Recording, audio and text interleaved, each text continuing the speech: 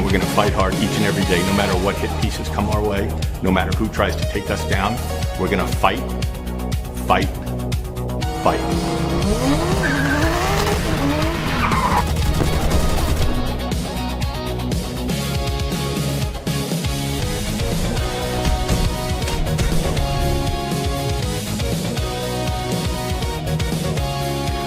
The story of America is the story of an adventure that began with deep faith, big dreams, and humble beginnings. At certain times when it seemed that there was just no hope, those are the times that turned out to be the best. Never, ever give up. America is beginning a new chapter.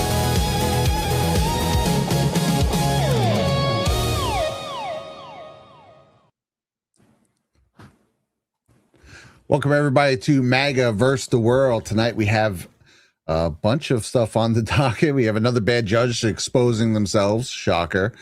We have a fake news outlet caught spinning headlines. Also a shocker. And some FBI reconfiguring, amongst a decent amount of other things. If you just joined the stream, please do us a solid. Hit that like button. It does help the algorithm, lets more people find this show, and also share the stream with your friends and family. The more patriots we bring to the conversation, the stronger we become. That's Amen. MAGA baby, let's go. Yeah. And guys, also drop a comment in the chat. Let us know where you're watching from. I actually love seeing that from all the different places. Even if you're outside the U.S., we'd love to see where you're from. And please, if you don't already, follow Brad on X at Brad CGZ, and also me at blue_eyes. That would be wonderful. And make sure to follow Brad's YouTube as well, which is at Brad CGZ. Rock and roll. Freaking love it. Now, before we jump in here, I wanted to read a few comments from you guys from last week. So I'm going to be doing this where I'll gather you guys. I'll gather you. So the 3 comments I grabbed was from Rosemary 1925. She says, much love from Tucson, Arizona. Much love back from Alaska. Keltra, this was a great thought. She goes, Pam Bondi, the lightning rod makes sense. Good point. And I think that was Brad that put that out there. Yeah, just a thought I've been having about a lot, kind of the placeholder while they're all, oh my God. And then all of a sudden you switch it out and the storm hits you. So exactly. Seems kind of purposeful in hindsight. Just holding that dam, taking the attacks. And then Unithiac, I hope I said your name right. I love you guys. Praying God continues to bless you both. Well, thank you so much. And everybody watching, please leave us comments down below during, after the show. It'll help us out. And maybe we will highlight you next episode. All right. So we're going to jump into a few things real quick, Brad, before we go on over. I need to share my screen. Yeah, I love it. We have a lot of cool stuff to go over today. And then this is, let's kick it right off, man. So this was put out by the Department of War today. It says, good morning. America's still #1. And it says locked in. And if you guys remember last week's episode, we highlighted the locking in. There's a lot of locking in. Maybe it was the week before, but this is just a nice calm from the Trump administration. Also, sorry, I had these pre-opened, but we'll have to do this real quick. Spotted on the White House lawn, Trump teaching some young people how to do the Trump dance. This is awesome. Let's go. It's incredible. They'll remember that moment for the rest of their life. Oh my gosh. So that happened. And then we're going to jump real quick to, this is pretty much breaking news earlier, from Marco Rubio and his take on telling us about Project Freedom and what it's all about. So we'll play this real quick. As you know, over the weekend, the president announced this Project Freedom.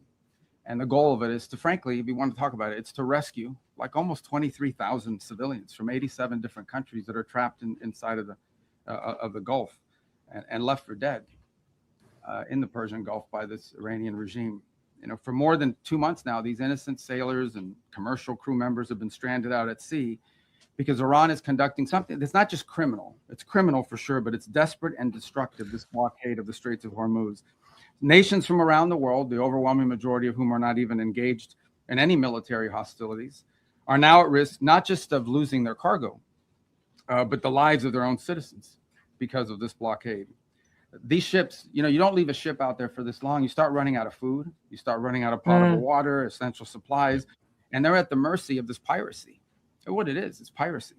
And not only that, but some of them have seen, been open fire on and rained down senseless attacks on several civilian ships already. So frankly, the way to put it, these are innocent bystanders. These are countries that and ships and so forth that have nothing to do with any of this, and nonetheless are being caught in the middle of it and being held hostage merely because Iran could do that, just because of just as the regime brutally slaughtered tens of thousands of their own citizens for the crime of peaceful protest, because they're unhappy with the quality of life or the lack of quality of life in Iran today. And so they're sitting ducks. They're isolated. They're starving. They're vulnerable. And at least 10 sailors have already died as a result of the civilian sailors. So already many nations privately and some publicly have asked the United States to help free their ships and to restore freedom of navigation in the Straits of Hormuz and this critical artery of global trade. And so President Trump, as he always does, stepped up and answered the calls for their help. And he's directed the United States military to guide these stranded ships to safety, to provide a protective bubble under which they can operate and move product and get themselves out of there and out of harm's way. And this is the first step towards reopening the strait and bringing this regime's last-ditch act of economic arson, bringing that to a close. We're doing it not only because we were asked, but because we're the only ones who can. We have the power to sort of take the steps that we've taken now. Under President Trump, the United States will help our friends.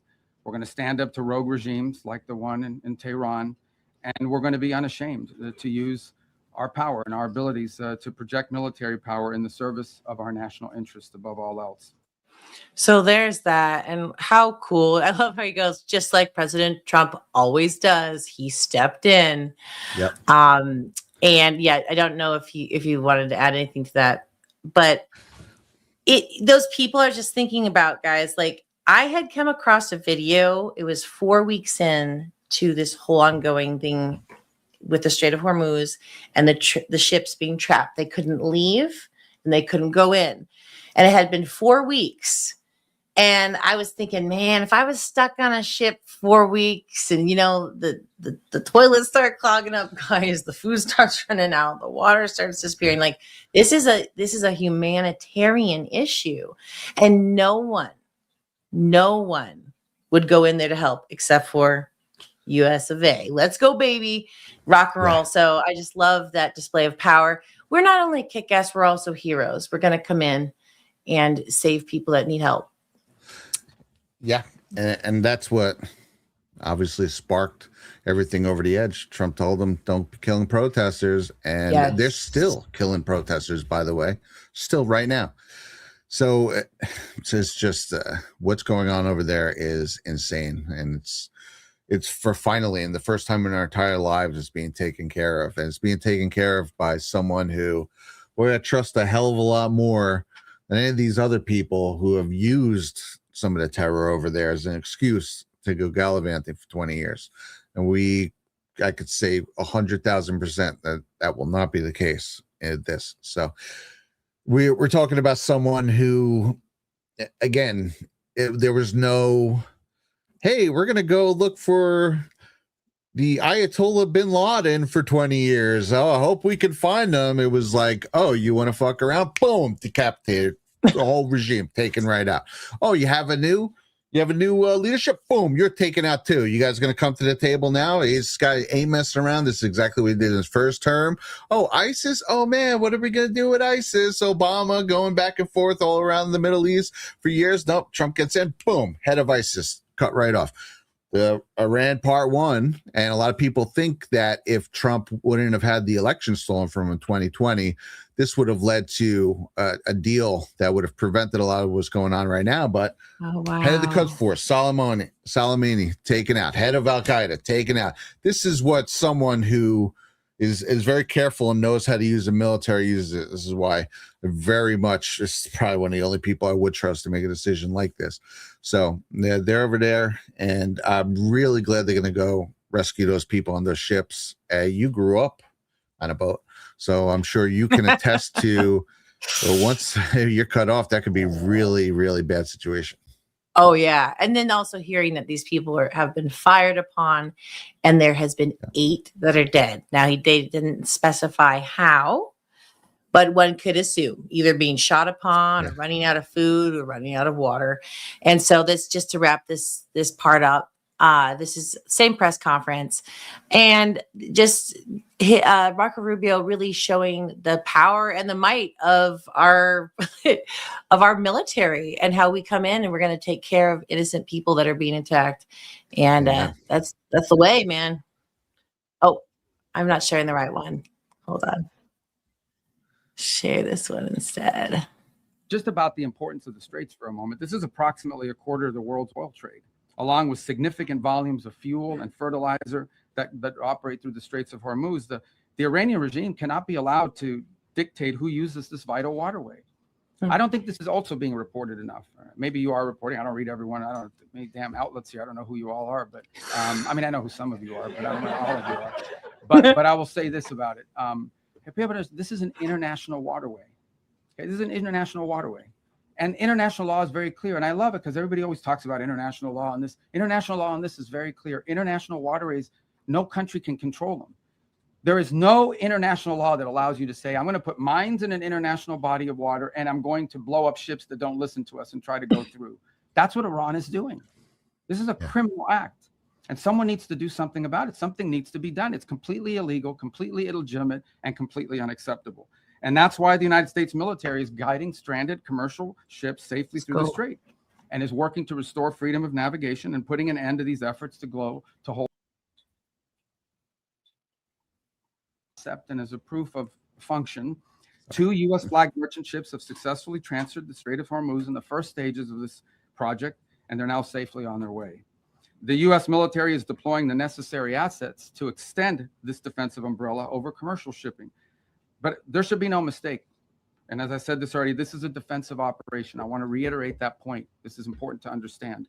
If no shots are fired at these ships and no shots are fired at us, we're not firing shots. But if we're fired on, we will respond, and we will respond with lethal efficiency. Rock and roll. Right so like, on, if we're cool, we're cool. If we're not cool, we're not cool. So we'll see what happens. Yeah. So we put that out today, everybody watching. So, this is a fluid thing going on. But that's the thing, is Trump and his administration are always watching these moves. They have counter moves. They have plans upon plans of different strategies. So, this is the part where trusting in your president is very important. And thank God for them, man. Yes. I don't think we'd be here. I think a nuke would have went off, if you want to know my honest opinion, if Trump didn't do what he did. And I think one day we might know the extent of that. So yeah, well, it's interesting because there's one group of people not panicking about this and any other number of things going on in the world, and that's the Q people. And you just look at it. If you look at it through the lens of what they talked about, what was going on, what the problems were, and what they were more likely going to have to do for most of these situations, it's all happening right now in the second term. I mean, they set a lot of ducks in a row in the first term, but this is it. If you look at Iran, there are so many posts about Iran, and the main thing of those posts is talking about uranium and how the uranium one was funneled to Iran. What is the big thing Trump's over there talking about right now? Getting the uranium, nuclear power, uranium, nuclear power, uranium. It's exactly what all the Q posts, when they were laying out what the different problems in the world were, or the different sections of the globalist regime that pretty much runs the strings of the world, pulls the strings of the world. That was Iran's story. And now we're there taking care of that. So for a lot of people talking about, I don't understand this. Well, it was going to happen one way or the other. Honestly, I think they should have just took whatever deal, because it's been trying to make a deal with them for a year. And clearly that's not going to be the way. And North Korea took it right away. That was like, I love it. that was in the bag before it started. And fake news didn't even know what to do, because they were all, oh my God, they were doing this about North Korea before that was taken care of. He's going to start a war, North Korea, nuclear war. Oh my God, oh my God, oh my God. And then they take the deal, and well, he's talking to dictators instead of saying, hey, you know, that country that was going to nuke us, according to the fake news for the last 15 years. Well, now they're cool. Instead of being like, wow, that was pretty cool with President Trump, they didn't. And they started ripping on him. And then the kids in cages, which was really the Obama administration, and also wildly mischaracterized in general anyway. Mhm. That came out like 5 days after the summit with North Korea, and then the whole shifted the whole news. So they were waiting on that, obviously. But we have now, well, again, a glaring problem that has presented itself. It's presented itself during the first administration, but it very much was put in the spotlight during the Biden administration when they were trying to lock Trump up desperately the whole time. And then you saw that coupled with what they did to the J6ers. And this is a problem of a severely, I would say, compromised judiciary. Bad judges all around, right? We have bad judges everywhere. Obviously, there's a lot of good judges too, but there is a lot of activist, left-wing, globalist, probably controlled activist judges. And we have one right now with the Cole Thomas Allen case. I'm going to bring this up here. Buckle up for this one. Jeez. Who apologized to Cole Allen today in court. Judge Zia Farrakwi apologized to suspect Cole Allen for the treatment he's received so far while he's been behind bars. He's been put on suicide watch by the Department of Corrections, and the judge was asking why.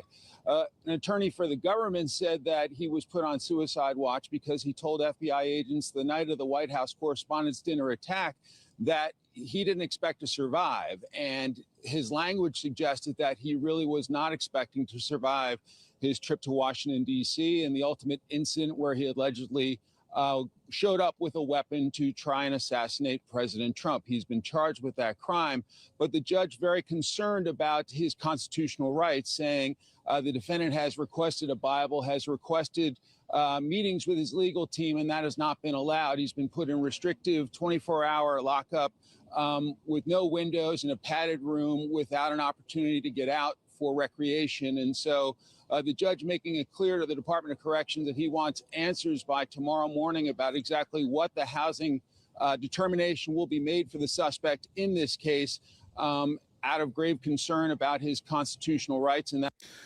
So this judge, first of all, he's apologizing to this guy. Holy shit. Okay. And he's more concerned about this guy's constitutional rights. And first of all, it's not even like, hey, I wonder if he did it. You know, people were all talking about, you know, the blurry. Even in that clip that you just played before, they go the supposed guns that he took or something. I'm thinking he had them. What do you mean? Just the way that they're framing the it. Camera. Right. And they released all the official things. And it's funny, I saw all this analysis of the really blurry hallway footage of the main rush, which we got here. And all of it turned out to be wrong once you had the high def. This is something I deal with a lot with 9/11 footage that I go through. Once you find the full footage, it's nothing like what it's being characterized as. Now he's definitely look back here. There he goes. He goes through the door. Also, look, that dog follows him. And then this guy has a conversation with him, which is interesting, and then turns away. But I assume he didn't have the gun in his hand at that moment because, well, he walks through without the gun. So, right. But then he goes right through. The gunshots. I mean, you're apologizing to this guy. This guy tried to rush the White House Correspondents' Dinner with guns and a knife. And, well, knives, weapons, plural. So this is what we're dealing with right now. I thought Don Jr. had a great comment on this. It goes strange. Not a single judge in D.C. had a thought anywhere close to this for any of the January 6th people they maliciously prosecuted. And this judge ironically, Zia Faraqui, he has bragged that he dealt with hundreds of J6 cases. Okay, he was the judge for a lot of them that they had to go see first, and where he determined if they were going to be locked up till trial or given bail. And so he was the first step for, quote unquote, of his own volition, hundreds of these cases.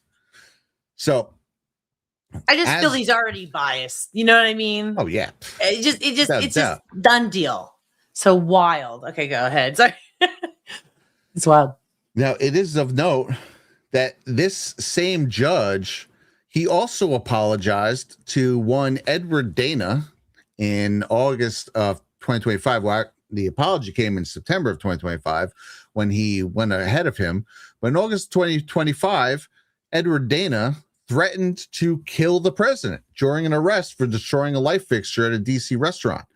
Now, while seated in the back of the police car, Edward Dana said, quote, he's not going to tolerate fascism and would protect the Constitution by any means necessary. That means killing you, officer, killing the president, and killing anyone who stands in the way of our Constitution. You want to stand in the way of our Constitution? I will effing kill you. Okay, this is all caught on the officer's body cam. So obviously, they brought freaking charges against this guy. Here we go.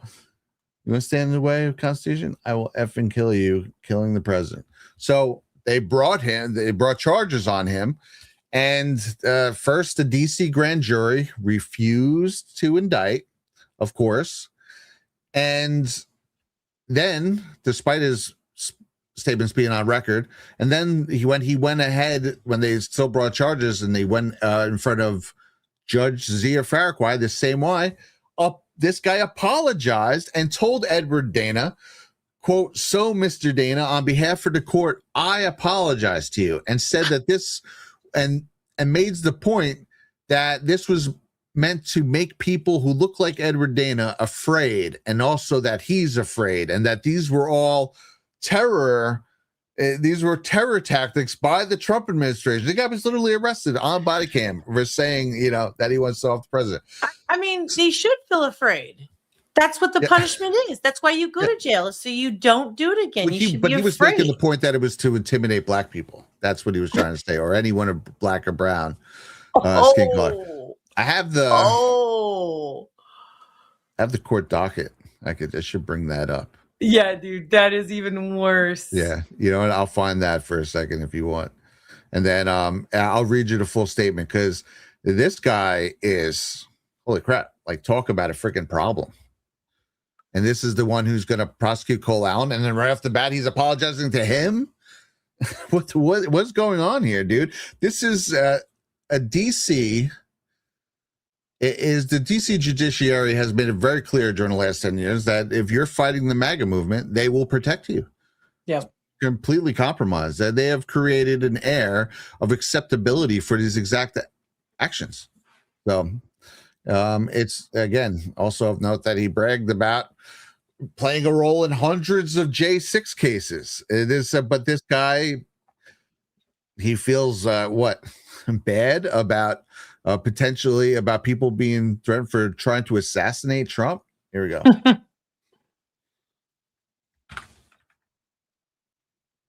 Let's see. Let's go. Yeah, I think it was page 12. Yep, page 12. This is what he said. So what's the plan? Is this an apology? Is it I was seeking briefing? Why is the government, not out of sheer embarrassment and shame, seeking to dismiss with prejudice and to expunge the record? Or is it simply nothing and screw Mr. Dana? He goes to jail for a week. I don't care who he is. And you know what? Lesson learned. The lesson learned isn't that the U.S. Attorney's Office made a mistake. He's calling it a mistake because they went to prosecute this guy and they couldn't get the D.C. grand jury to put an indictment. Okay, got you. It's not a mistake. He said what he said. It's literally on the body cam footage. The lesson for people like Mr. Dana who look around, who look and sound like Mr. Dana, to really stay home and be afraid. Be very afraid of the people with guns roaming the streets. Because if they can see you and they think you've committed a crime, they can arrest you and hold you for 48 hours. They can bring charges on you with very little information before a magistrate judge. And then you can be detained for another week and you'll be released a week later and it'll still be on your record. And you know what? Lesson learned. Be afraid. I am afraid right now. And that's not what this country is founded on. We do not rule based on fear. And he's trying to inject him. Holy shit. Because, the judge is a Muslim. Oh, wow. Okay. Yeah, that's pretty wild. That is such mind manipulation there.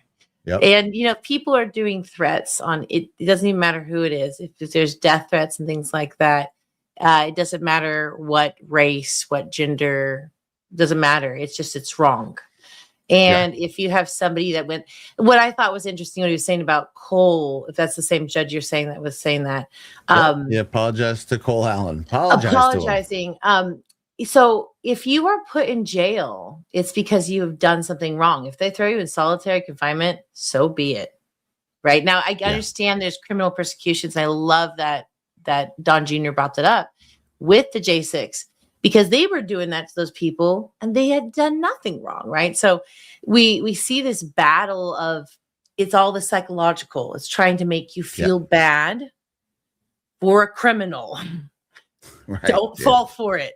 Don't fall for it. Yeah, it's wild. Great exposure though of that. That's very absurd. Crazy. It's been a crazy few months. It's been a crazy 2026, huh? Yeah, dude. 100%. Were you to pull this up? Yeah. Or do you want to pull it up? This is I can pull this up. This is another crazy thing that just happened. The White House was put on lockdown following a shooting Monday near the Washington Monument on the National Mall. Upon news of this, the press were pushed into a briefing room, and then again, the White House was locked down. Here, I'll play this real fast. Press briefing room. This area is closed. Press briefing room. Oh, so they had to go into the press briefing room. Yeah, because it happened by the Washington Monument. So scary. It's kind of like, especially nowadays, you don't know what's going on. Just think of the kind of fear that they're putting on the American people and the press and everything. Press briefing room. Yeah, you should be able to go. This one don't seem so super. Right. But yeah. Most of the press is a fake news anyways, but you know what I mean? In general, just like, you never know, shots fired today. Like they're trying to make this culture like it's normal, that it's normal for people to, I don't even want to say it on the air, but to have threats against POTUS. Like that's insane. It is not normal. It should never be accepted. It should never be tolerated. Yeah. And I could go on about that. No, it's 1,000,000%. Now, also another fact, there's a couple factors involved in this. One, it is notable that even with a valid DC concealed pistol license, carrying is prohibited in public memorials and on the National Mall and Tidal Basin. So, and on top of that, the suspect was already being treated as like a suspicious individual. There was something about him that they're watching. And Vance's motorcade had just gone by. So, again, you're definitely not allowed to be carrying by that. But as it goes, the Secret Service said that around 3:30, plainclothes officers first saw, quote, suspicious individual who they could tell had a gun under his clothes. They reached out to uniformed officers to respond. And after those officers made contact, he ran away on foot, turned around, took out his gun, and started firing at the agents and the officers. So it's like, what the hell? One thing's to run or one thing to be like, oh, I have this, I'm sorry. That means this guy was here to do something. Whether or not that was to make his way down the block, I think it was about 3 or 4 blocks away from the White House, and try and do something, whether he was there for the Vance motorcade, who knows? But this guy was there for something because he just starts running and then he starts shooting at the officers, and then the officers returned fire. They did hit him. I don't know if he's dead or not. I don't think he is. I think he's receiving treatment. And the shooter was identified as 45-year-old Michael Marks from Texas. Right. Weird. They're just coming all around. just coming from all around. It's just pretty wild, man. I feel like it's just we're seeing the response. Again, it's all about the mind. They've programmed them to hate Trump. Trump's like the red flag that they wave in front of the bull, and they wave it, and they're like, oh, and then they just go crazy. They go crazy, and they want to do that. And it's just, I think we're gonna see that kind of response, sadly, as time goes on. However, I think that, with Trump in control, he's making sure the cities are safe and, cleaning up a lot of those issues. But yeah, you got these random programmed people that are just going wild. And then, yeah, again, with the rogue judge thing, dude, I mean, that's insane that he's apologizing. That needs just to be shows late. where his head's at. So this is the guy who's going to be prosecuting this case, right? It's obviously, it's just a really, they've taken hard stances here. These are people who are literally just throwing down the gauntlet and saying, I'm going to use my power. Yep. To do things that aren't in this, like, how could this be a judge if you're that biased? This is how I felt with the different judges with Trump. Was the one Marshawn, his daughter was literally running activist pages against Trump, and they were actually they were using the arrest of Trump to raise funds for Kamala. And it's like, this guy, so this judge shouldn't have to be excused right now. Like, this is definitely a conflict of interest. But everything's a conflict of interest. Everyone there half the time. It's like, it's insane. Wild. Hey, Josh and Priz says, did you make Joe Rambo's old song Obliterate the Deep State, Blue Eyes? Yes, that's both of us. Yeah, that's me on guitar, Abby on piano and vocals, and your cousin on the drums. American that was fun. Yeah, my cousin Joey on the drums, right? Yeah. What happened was I heard Trump say that when he's like, when I come in, I'm going to obliterate the deep state. You know, and how I love to mix up sounds and people's, do remixes. I'm like, that needs to be in a song, like obliterate, like the power of what that means. It's funny. I saw the definition of obliterate just earlier right before the show. And it means to not just destroy something, but it means to destroy it so that it can never come back again. Yeah, that was powerful when I saw that. I'm like, okay, pretty metal right there. That's metal. So it became a song. And yeah, Brad did all the guitar and the bass and the freaking, it's just great. So I'm glad you enjoyed it. Yeah. I love that jam. We'll have to start closing our shows with it. Yeah, we can lead out with it. I'll upload it in the thing. I love that. Well, it's funny. Keltra, get out of my head, because she says in chat that, don't you think most of these so-called assassins are MK Ultra victims?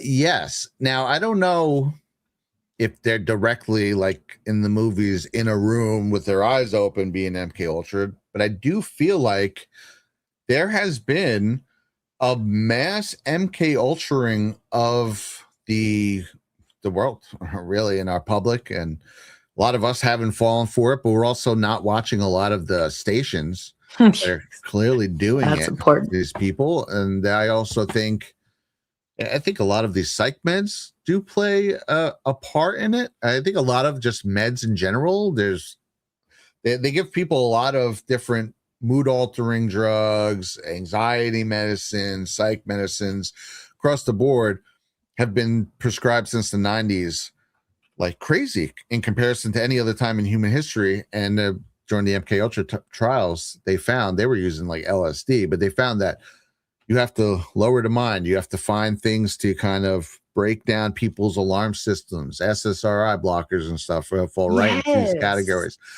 So I think that's a part of it, but also I think it is the continuous repetition part of it. They found that you had to depattern people. They literally, if you think about it, they've called President Trump Hitler and us Nazis probably somewhere across the media sphere every single day for 10 years. You're talking about almost 4,000 days in a row. That's your mom hates you, your mom hates you, your mom hates you, right? That's what Dr. Cameron was doing up in Canada with MK Ultra. Legit. Yeah. Yep. Yeah. The Trump's Memorial evil. Institute. Right wingers are racist. Right wingers are racist. Right wingers are racist. White people are evil. White people are evil. White people are evil. White, right wing, white conservatives, white, Trump, MAGA, like Nazis, Hitler. This is a deep patterning, especially if you're on any sort of these medicines. That's one thing, and then another thing too is just it's a lot of factors involved, but also too. They have taken the one working household and they made it the two working household, and then they made it even harder and harder to live, where now not only the two people working, but those two people are working overtime and people are tired, and fatigue plays a role in this all. Mm-hmm. But there are, again, all across the board, there are several things here at hand. For starters, and most in this country are aware by this point that the press have created this culture of violence towards right wingers, like we're just going through, and especially white right wingers. This is not some sort of race thing to us, but they have turned it into a race thing. The seeds of this, they were planted especially and very specifically by the Obama administration in coordination with the press. With the extremely suspicious way white on black violence was disproportionately reported during his term. And in hindsight, it was absolutely formulaic to me. I do not think it was a coincidence. If you look at the homicide statistics on black on white murder, always way outweighs white on black murder. Yet not a single case of black on white murder reached national prominence during the Obama administration. It should still to this day. The opposite, however, did. And it started right as Obama started his second term. The second term is often referred to as president's lame duck term, right? Where they roll out their most aggressive policies. Obviously, they don't have to worry about re-election, right? This is where they get to just go for it. That's what we're seeing with Trump too, to be fair, but at least for good things. And just 1 month into Obama's second term, and this is why I feel like this is something that they were preparing to do, right? 1 month into his second term, Trayvon Martin was killed. The press ballooned it to a national tragedy, and Obama came out and publicly fanned the flames of racial divide by commenting on it and stating how Trayvon could have been his son. In this case, stayed in the media day in, day out for nearly a year. And on the heels of it, in 2013, Black Lives Matter was formed. Then in 2014, Michael Brown was killed after committing strong-arm robbery at a convenience store and then attacking the arresting officer and trying to grab his gun. Now, instead of this going down as a normal case of bad guy being taken out by good guy, it was instead also made into a national tragedy that stayed on the news forever, with Black Lives Matter leading the charge. Catchphrases like hands up, don't shoot were printed on signs and t-shirts. Riots were organized and executed on cities. And despite there being way more black on white murders in 2014, the main narrative of the year, again, for the third year in a row, was the evil white man murdering a poor innocent black victim. Okay, this is how you MK Ultra a population. Trauma, 3 years of trauma, 1,200 days of headline after headline after headline of alleged white on black terror. After that, in 2015, it was Freddie Gray, a known crack dealer at 18 prior arrests, fled from cops, was tackled to the ground, died a week later from the injuries he had sustained from that. Again, endless evil whitey headlines, Black Lives Matter riots. The formula was, by that point, set in place. It's safe to say that for Obama's entire second term, there was a constant national crisis of white on black homicide at all times. There was a cherry-picked incident that was kept in the headlines, hammering home anti-white sentiments. I believe this was very much by design, and I would not be surprised if the Obama administration didn't have a hand in it. At very least, their globalist handlers did, because the homicide data shows the exact opposite. Actually worse, way worse than this. It's not just flipped, it's like way disproportionately flipped. So here's a breakdown I made in 2020, I'm only going to play the first 5 minutes of it, but it's just all statistical data, which I think you guys will like, illustrating the massive lopsidedness of black on white homicide versus white on black homicide. So let me get this here and we'll play this. How's it going, everybody? In lieu of the current situation in the country right now, I thought it would be a good idea to just go through the statistical data and see if that tells a story. We just feel like everyone should know the exact numbers of what we're talking about here.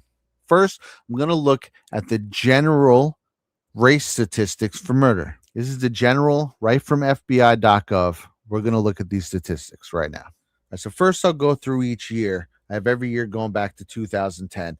And this isn't the full story, all right? Because then we're going to do some percentages, and I'm going to show you right on the screen. I'm going to take the calculator out, do them right in front of you, and show you what these numbers really mean. Okay, so here's 2010, right? 447 black people murdered a white person in 2010. 218 white people murdered a black person in 2010. Okay? That's more than double the amount of black people killed a white person in 2010.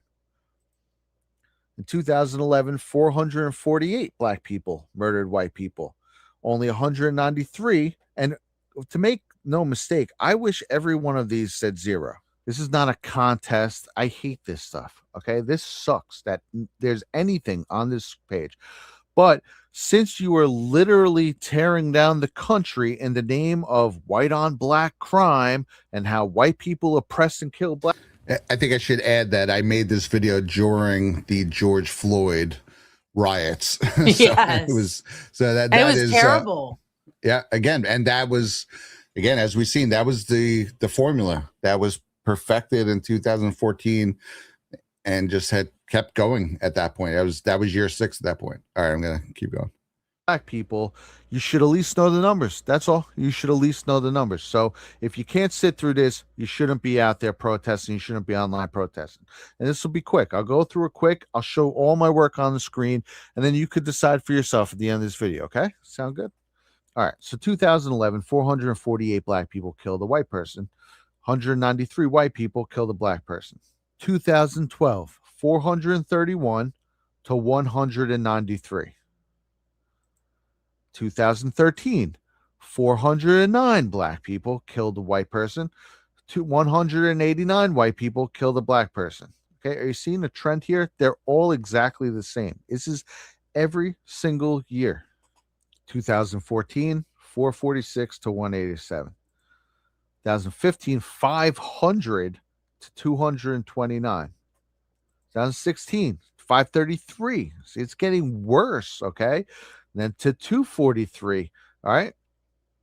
2017, 576 black people killed a white person, and 264 white people killed a black person. 2018, 514 to 234. And that's all I have. They're always a few years behind these statistics. But as you can imagine, 2019 and eventually 2020 are going to be exactly the same. So here's what these numbers mean. Here is the racial breakdown of Americans.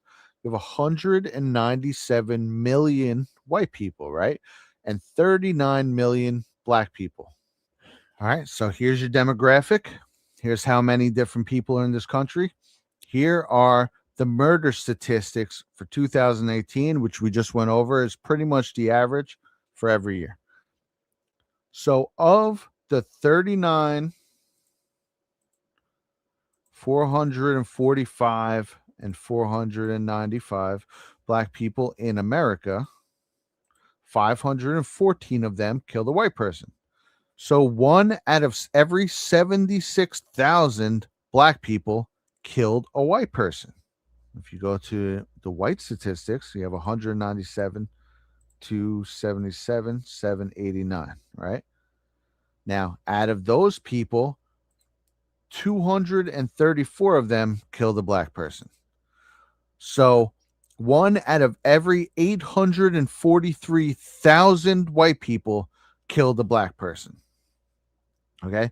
If you're white and you encounter a black person, the chances of him murdering you are only 1 in 76,000. as opposed to nearly 1 in a million the other way around. Okay. I repeat, if you are black and you encounter a white person, the chances of you being killed by that white person are nearly 1 in a million. I mean, that's good news, not bad news. If you Okay, I will stop it right here, and then I go into. There's a few other demographics and things that I do go into in this that obviously I feel irrelevant, but we don't need to get into it right now. But that is an 11 times. So a black person is 11 times more likely to kill a white person than a white person is to kill a black person. Yet the only instances that were cherry picked during the Obama years, and then again, they started to continue, but the really big ones during the Obama administration were white on black. Why would that be? That is actually inaccurate reporting. Why would it, if you're going to talk about a problem, well, you would probably pick the one that's 11 times worse than the other, but they didn't, because they were mass MK ulturing the public into white man evil, white man evil, white man evil, black victim, black victim, black victim, white man evil, black victim, black victim. This is patterning. This is de-patterning people, and this is rebuilding them up to feel a certain way. And that sentiment has stayed now for over a decade. They actually succeeded in creating that, at least in some prominent circles across the United States. And it is a part of the hysteria that we are currently facing in this current climate, because also, evil Whitey has been also wrapped up in the right-wing movement. It's funny. I remember years ago, they were calling Larry Elder a white supremacist because he was going along with different Trump narratives and stuff like that. Gosh. And that's what they do. They say you're a white supremacist.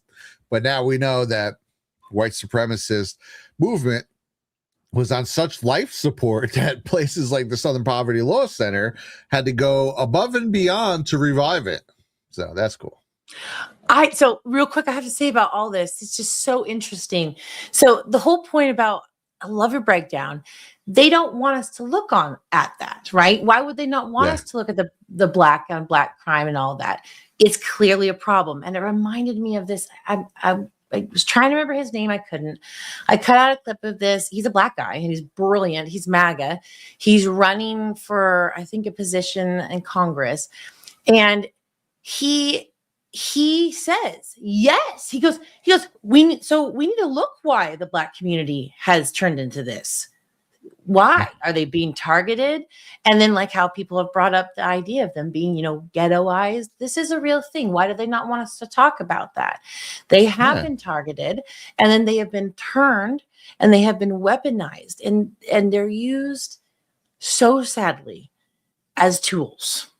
And so anyways, I love that. That's why they don't want statistics out, because when you see statistics, they don't lie.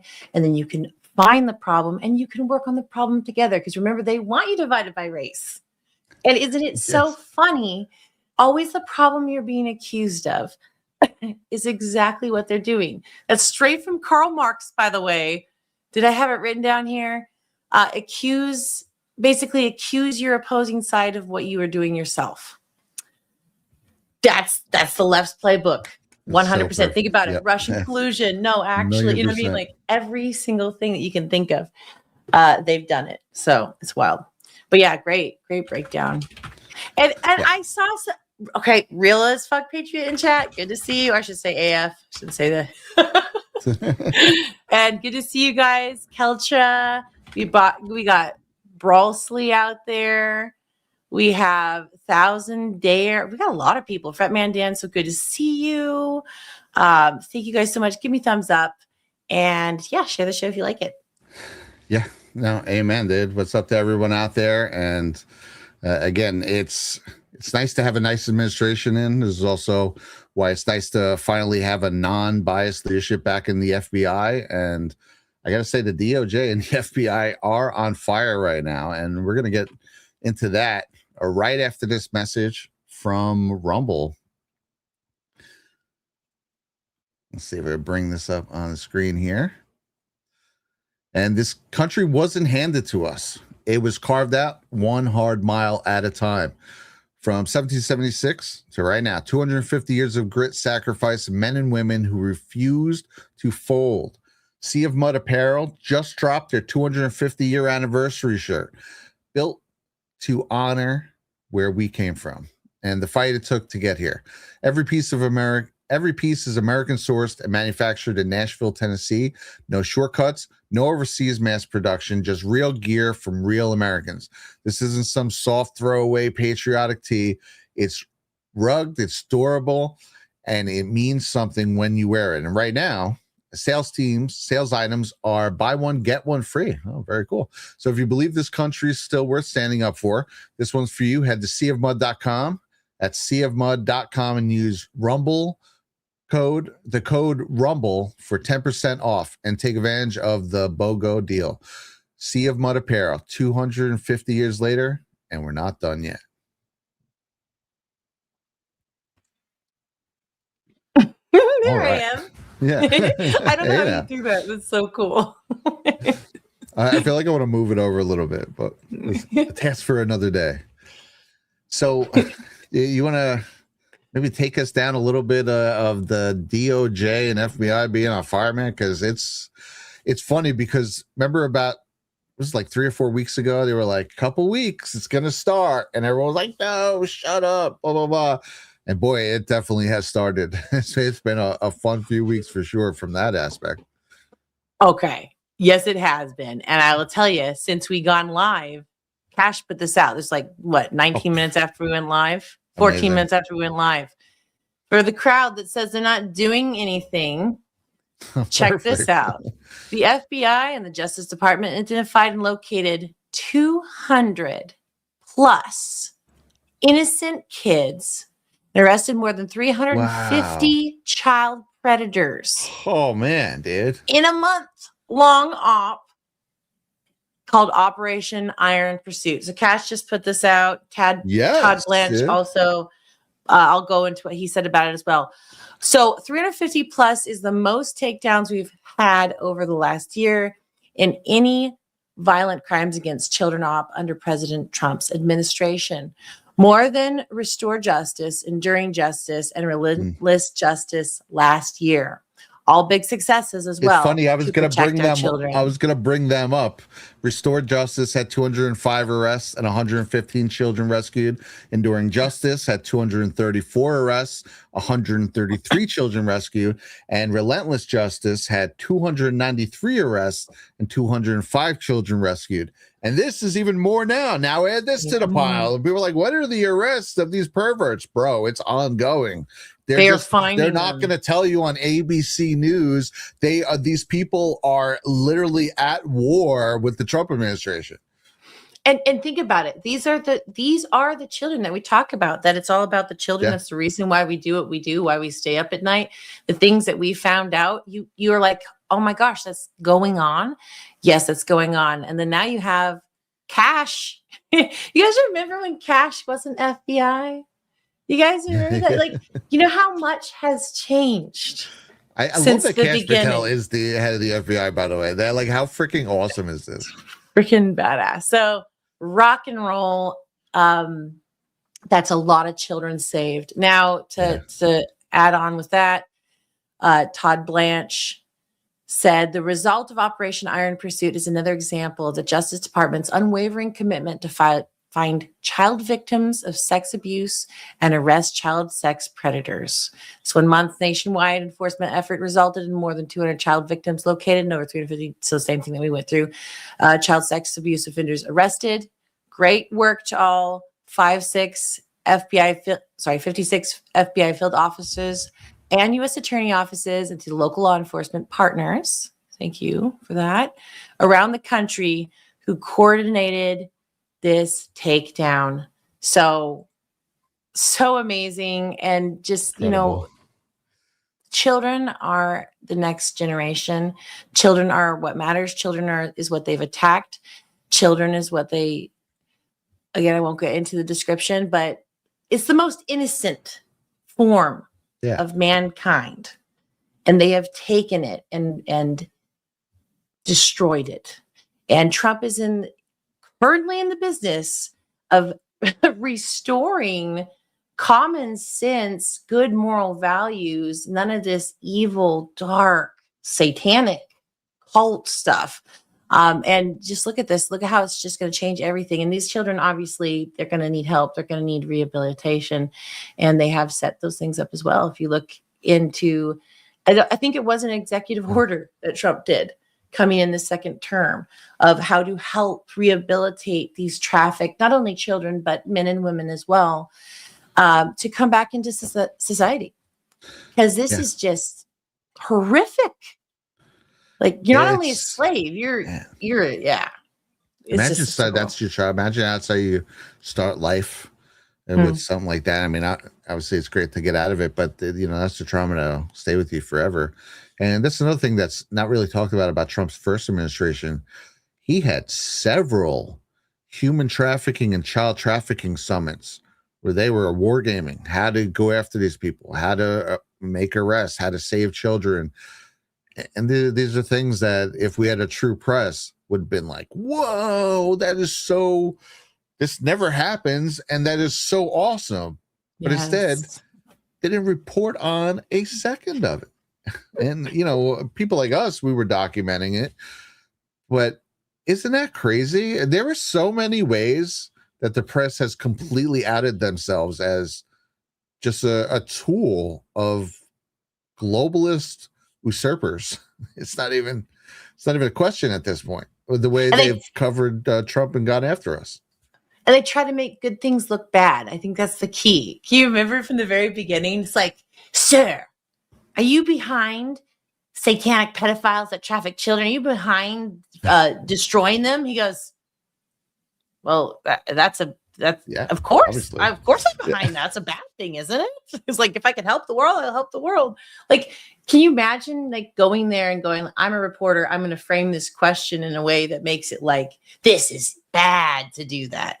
It's like, that's every person's dream, is a hero to come in and save the children, save the damsel in distress, save the country at the last minute. The hero. We should be loving this. And I'm loving it. I'm loving it. Brad's loving it. That's why MAGA versus the world is loving it. So there's a lot of people out there that just want to nitpick and get mad at all these little things. But I'm telling you, you are witnessing right now. Missing it. Yeah, they're missing everything. That is going to be forever written in the history books. The historic moment on this planet. So it's pretty wild. All right. So to cap off this whole thing with these guys kicking butt, Kash Patel put this out. After 14 months, we've delivered a generational overhaul at the FBI. And also, Brad, after this, I'll play that video of Trump's Agenda 47 because it really ties it. Well, I mean, we have even more with Kash in them. Okay. Here, do you have that? Yeah, I definitely do if you want. Okay, so should I pull this down? You want to do this first, though? Okay, yes, yeah. All right, so it cut the bureaucracy, crushed unnecessary approvals, moved over 1,500 agents and intelligence and analysts out of DC and into field offices where the mission belongs. So just all over the country. And already saved more than $300 million by shutting wasteful contracts. Shuttering. That's awesome. That's cutting down. They're doing this in every department. People are like, I thought he was going to cut down the government. They are. If you're paying attention, they're all talking about it. Yep. Yeah. And it's a little bit here, a little bit there, a little bit. That's how you save, when you're trying to, cost savings and you're like, trying to save money here and there. It's the little things here and there that will make the big outcome when it's all added together. Right. So he says, we're using AI for the first time across the Bureau's entire enterprise to stay ahead of threats and restoring the Bureau's focus on protecting the American people. So that's pretty freaking awesome. I freaking love it. This one was just an article by John Solomon. I don't know if we should go to the article. I could just read the title here. FBI charges 4 people with illegally voting in federal elections and lying on citizenship applications. Did you want me to read a little bit of that? Well, yeah. I mean, I was reading it. I mean, it's pretty straightforward. It's just the idea that they are looking into these things. And again, people illegally voting in the federal elections. I thought that was the big lie. I thought that wasn't cool, right? Like it just shows what liars they are. And again, there's been a lot of talk behind the scenes of this sort of stuff. And I thought this video was really cool. It's I was going to lead the section off with it, but it's a cool way to finish it with Cash kind of, feeling his oats as with President Trump's leadership. This FBI and our interagency partners are conducting massive fraud takedowns coast to coast, and we're not stopping. And I thought this was a pretty nice little recap video, if you will. Tonight, the FBI continues its relentless crackdown on fraud. The FBI cracking down on a massive Feeding Our Future fraud scheme. Operation Gold Rush uncovered nearly $15 billion in false claims, the largest healthcare fraud bust in perfect history. Federal agents swarming homes from LA to Sacramento to make arrests in a sophisticated mortgage fraud case. FBI Director Kash Patel and the Bureau are providing major investigative support to the White House task force to eliminate fraud. The hunt continues as agents seize millions in stolen assets nationwide. FBI agents raided a Bloomington business on Thursday after prosecutors say it billed Medicaid for more than $1 million worth of services, but didn't do much. The level of fraud in these programs is staggering. The Anti-Fraud Task Force has suspended 447 hospices and 23 home health agencies. The largest number of convictions in a single fraud investigation in recent memory. We are going to stop the fraud. Southern Poverty Law Center accused of defrauding donors by paying members of the extremist groups it purports to fight. It paid more than $3 million to at least 8 individuals from groups it claimed to oppose. Federal, state, and local authorities are executing more than 20 search warrants in the Twin Cities tied to ongoing fraud investigations. Federal agents seen leaving the Quality Learning Center. Federal agents are raiding about 22 businesses across Minneapolis. We really have the most accelerated, aggressive anti-fraud operation that we've ever seen from the federal government. The size of the fraud continues to be exposed, and there will be more arrests coming.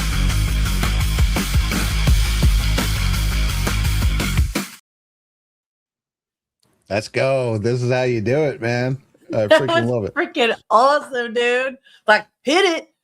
Round them up, boys. Round them up. Round them up, man. There's a lot of irons in the fire right now. Definitely here for it. Yeah, dude. Rock and roll.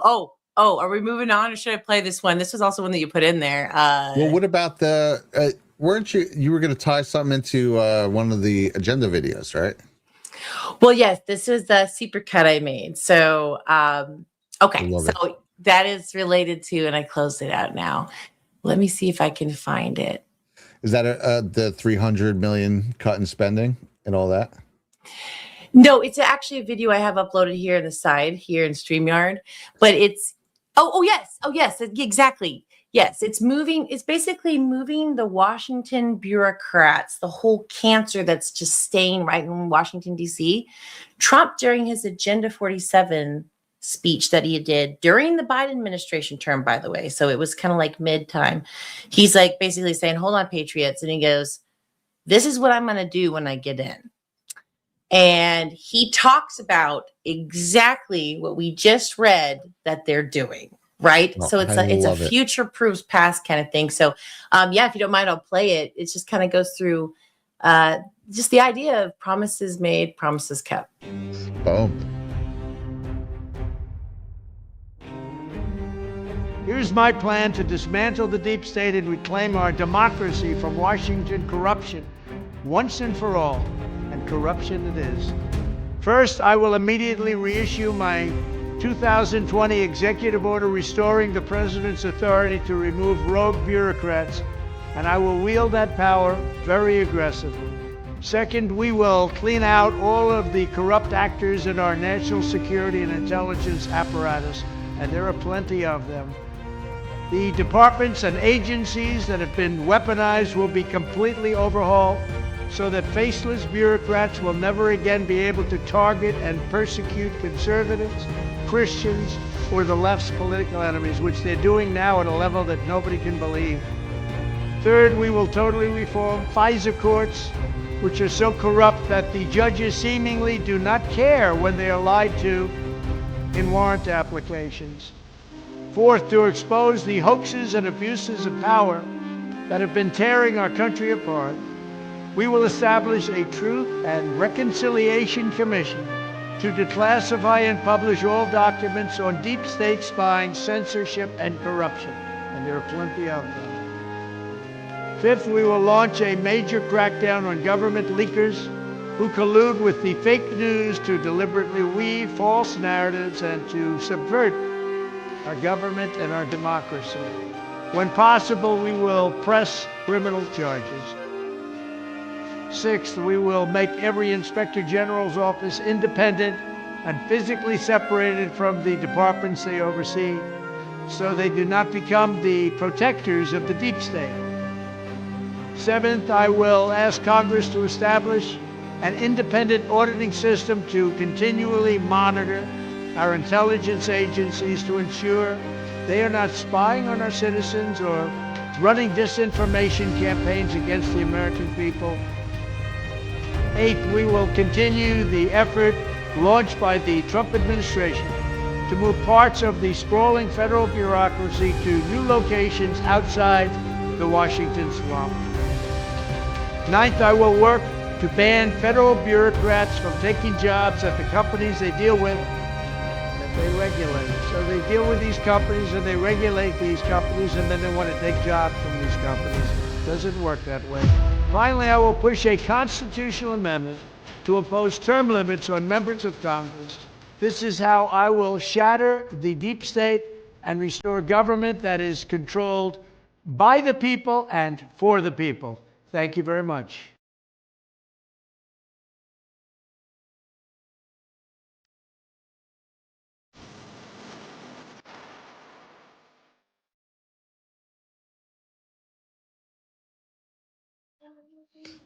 It's time to shape up too. You know, when this administration first got back in office, it's funny, we were like 1 month in and everyone's like, why isn't everything done?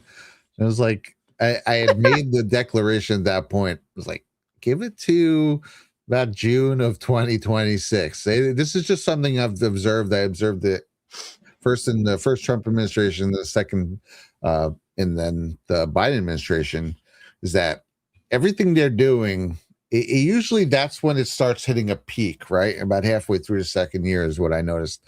And that's when the economy was peaking under Trump. That's when the economy was tanking under Biden. Yeah. And again, we've been ramping up. Now we're even ahead of that, and so much stuff is happening. So they really kicked it into high gear. And we're in the offense now, right? Oh yeah, but we're draining the swamp. We are getting the corrupt people of power out of positions. You know, when Cash and them came in, they inherited the deep state. I don't know. Sometimes I think people don't understand what that means. Yeah. Imagine like, okay, this house is yours. You go in there and it's full of bums and hookers and murderers, and you got to go in there and that's your staff. Oh, okay. Yeah. Let's look at you. Oh, garbage out. And then the press is like, they're dismantling. It's so terrible. It's like, bro, they're a criminal syndicate organization in there, and they're involved in things, honestly, that have attacked you in any way, which way or form. It could be foreign policies that are hurting your pocketbook. It could be things that they've lobbied Congress so that you're getting poison in your food. It could be like every angle you can think of, they're going after you. And who's standing in the way? Who is standing in the way? Trump and Trump's team. And that is what this is all about, guys. All these people flaking out, all these people with all this fear porn, all this stuff, they're trying to get into your mind. And this is true. It's just me being honest with you. They're trying to get in your mind, and they're trying to make you lose faith in your president, who is a modern day George Washington, who is freeing us from a global cabal. So you should be on our side. Yeah, for real. Be on the winning side, because God is on our side. God is on the side of truth 100% every day. And yeah, sorry. Gotta go do my little rant every week, I guess, babe. I love it. I get these for free every night now. Yeah, you know sometimes who I they're haven't. really been giving it to lately is Hegseth. Well, why did you fire this one? Or why did you fire that one? It's like, dude, because he's cleaning up the Pentagon. Yep. Same way they're all cleaning up everything. Same way Cash is just talking about things they're doing in the FBI. We've gone over, I don't know if it's been on this show yet, but in the past, I have gone over a lot of things they were doing right away with the Department of Education, the things that they were doing in Human Health and Services, HHS, and all these departments are getting just cut down. It's funny what happened with USAID seems like a distant memory, but that model is being followed right now. And that's also another thing too is, you're seeing this headline here and all the things the FBI is doing this week. And then all those other things are still going on. Like, well, people don't think about it, like they think very linear, like, oh, this week this person did something. This week this person did something. No, they're all working concurrently. It's just as they hit milestones, you're going to hear about this one this week and this one that week. There are a whole team right now kicking a lot of ass.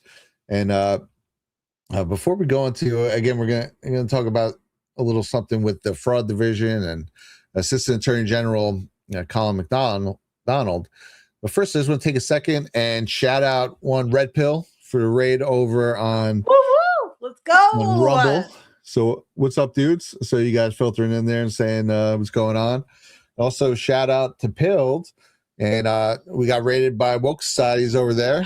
Shout out Woke Societies. Thank you, Woke Societies. Mwah, much love. Rock and roll. He sent the cans. Says much respect for you and the wifey, my dude. Keep crushing. Appreciate it, dude. Sean Joe hanging out and got cans and cookies. And same with Unchained 01 and Filter Dog 1. What's up, guys? Tawanda with a cookie. Brew Bark saying thank you. 117 gold pills saying hi, guys. What's going on? Love it, dude. We love the pill community. I'm so glad I was able to get it going. We had some problems on the second week, and then last week it wouldn't even start. But so far, so good. I have it up on screen of a monitor, and it's everything. Oh, nice. We love Phil. We love Rumble. We even tentatively love YT. I don't know if I want to say it tentatively over here, but have we popped anything yet? Yeah, I know, right? Dude, after every week I get a thing going, you have been demonetized because of blah blah blah. Do you want to cut it out? Like, yeah, cut it out.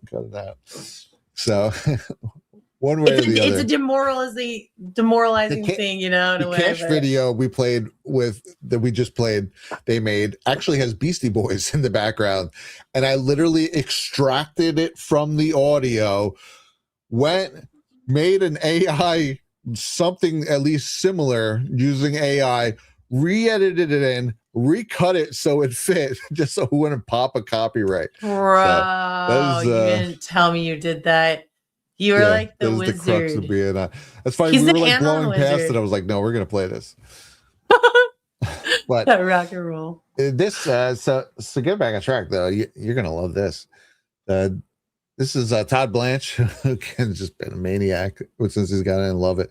Says DOJ fraud division's full speed ahead. Assistant Attorney General Colin McDonald says it's best here. He's rocking. The fraud in our country is a mammoth problem that requires a mammoth response. You gotta love it. Under POTUS and VP Task Force to eliminate fraud. That's exactly what this department is doing. Let's check this out right here.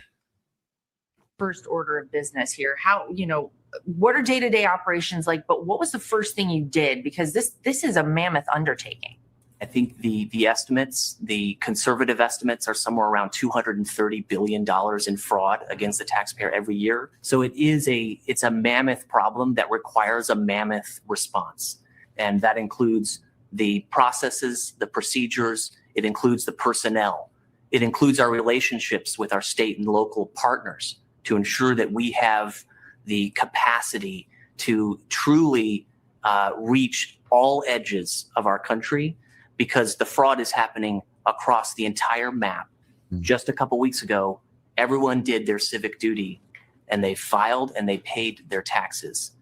And it cannot be that on April 15th, those taxes are paid And on April 16th, those taxes then immediately are exploited by those who see our government programs and our government agencies as the softest target in their desire to have money and to get rich quick. Well, Yeah, that's they've been looking into so many different things. It's funny. I saw Vance the other day. I don't think I have it here. It was just a couple of days ago. Someone was talking about some fraud in California that they had uncovered, and he literally shared it and said, "We're looking into it right now." So he's been coordinating. There's been a couple divisions that were created, a couple fraud divisions, and what Vice President Vance is basically he's the overseer of organizing all these divisions, the new ones that were created, organizing them with the FBI and of course the DOJ, and they're getting real things. So we were talking about, I think it was last week or the week before,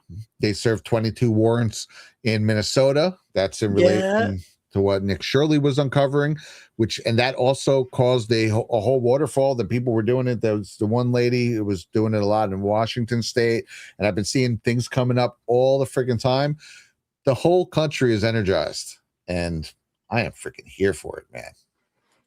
Here, real quick.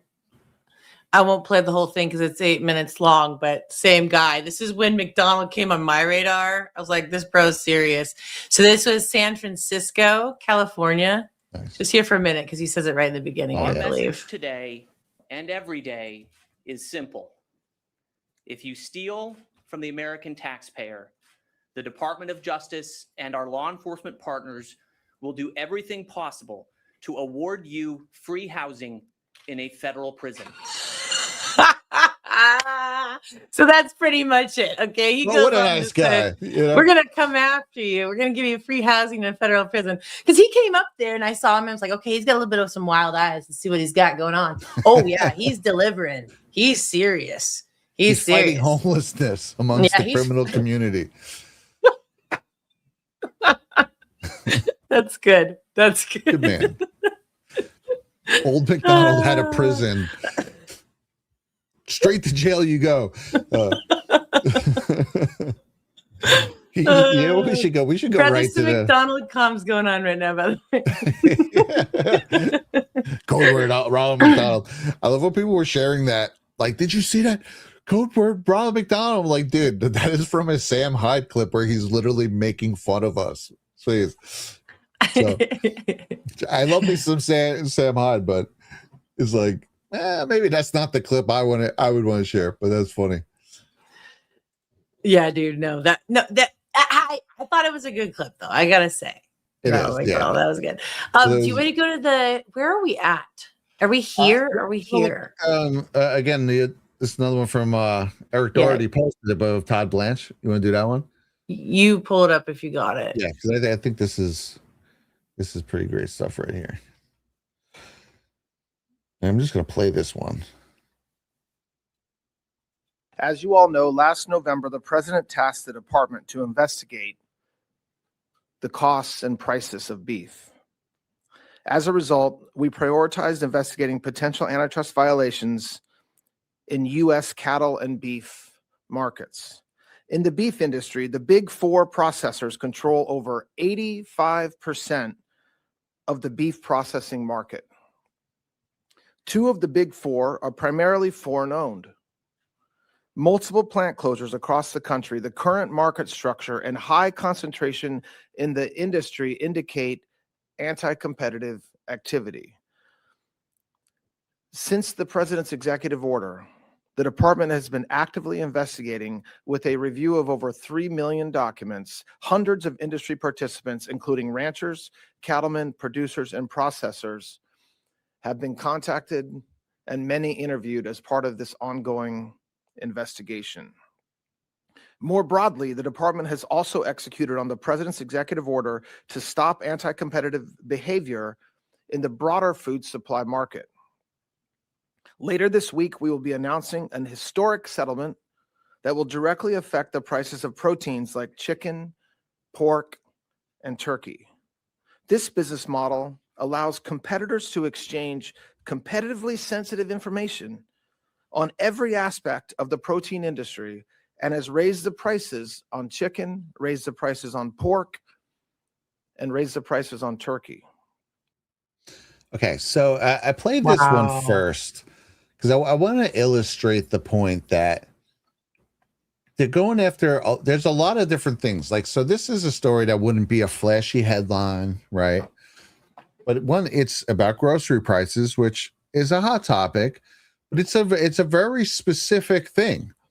And there are a lot of these cases being worked on right now. And again, some of them are what will be the final big headline.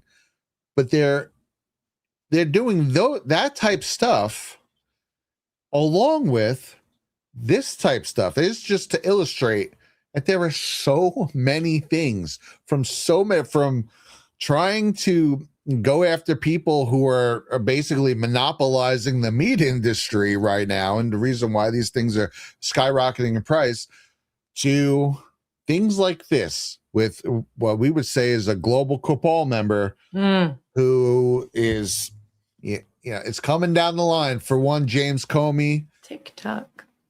People want to know what's coming out, right? I was reading the indictment, I don't think on air, but just, from my own personal knowledge when it came out, and it's pretty short. It's just 3 pages. And again, if you think they were able to get a federal grand jury indictment, I believe this is out of North Carolina, off of a single Instagram post, you're crazy. And he's going to lay that out for you right here. Well, part of what the government would have to prove is intent. James Comey deleted the post the same day, and he wrote, quote, "I didn't realize some folks associate those numbers with violence. It never occurred to me, but I oppose violence of any kind, so I took the post down."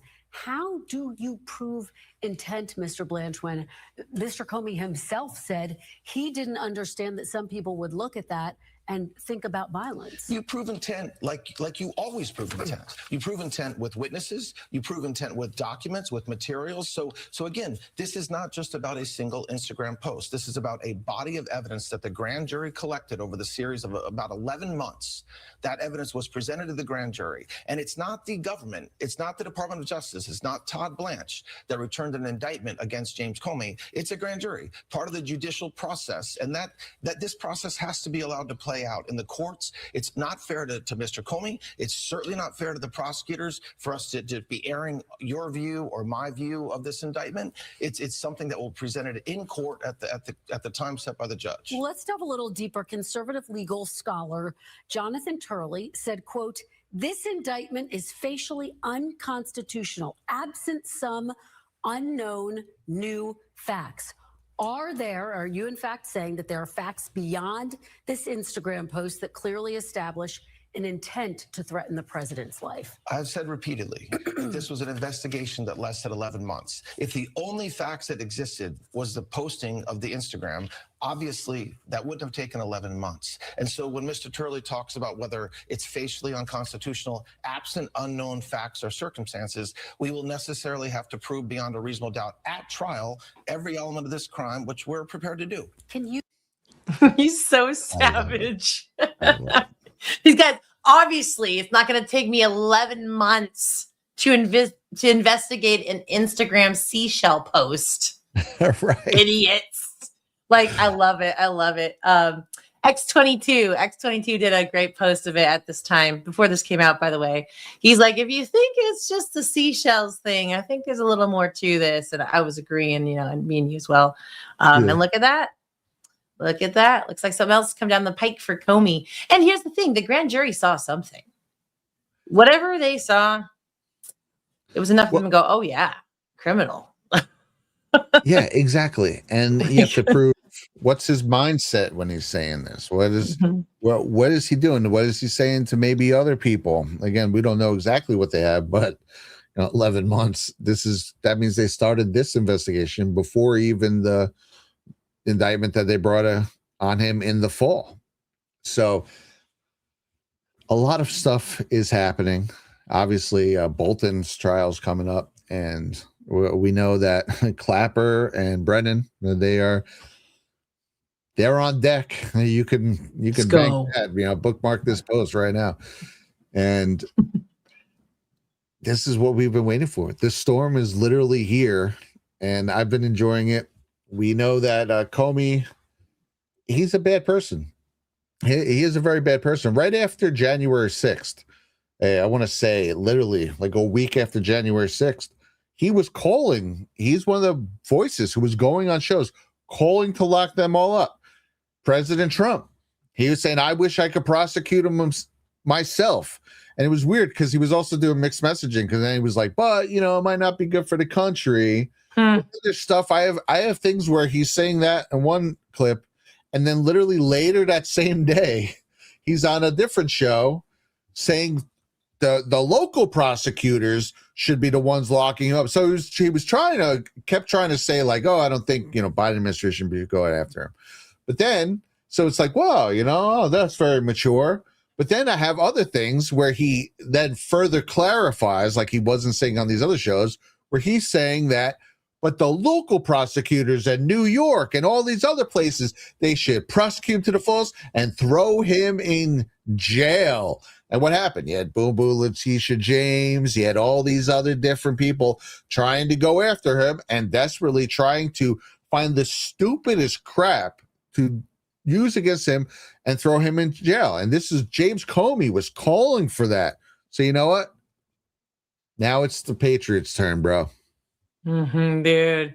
And like what you're saying about him, why I don't like Comey, add on to the pile, put in the chat why you don't like Colin. He covered for Hillary during the whole email scandals. He went light on her, and those types of emails also connected to things. Let's just say there were probably also Benghazi and all of that went totally light on her. And he said, no, what did he say?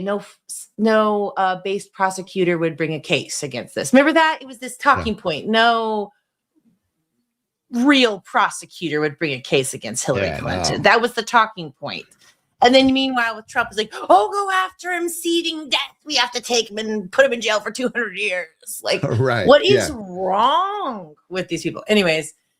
And the J6ers. Oh, your grandma walked in the Capitol for 5 minutes. Throw her in jail. And they're picking up trash and staying within the lines. Oh, but they're terrorists, Brad. Yeah.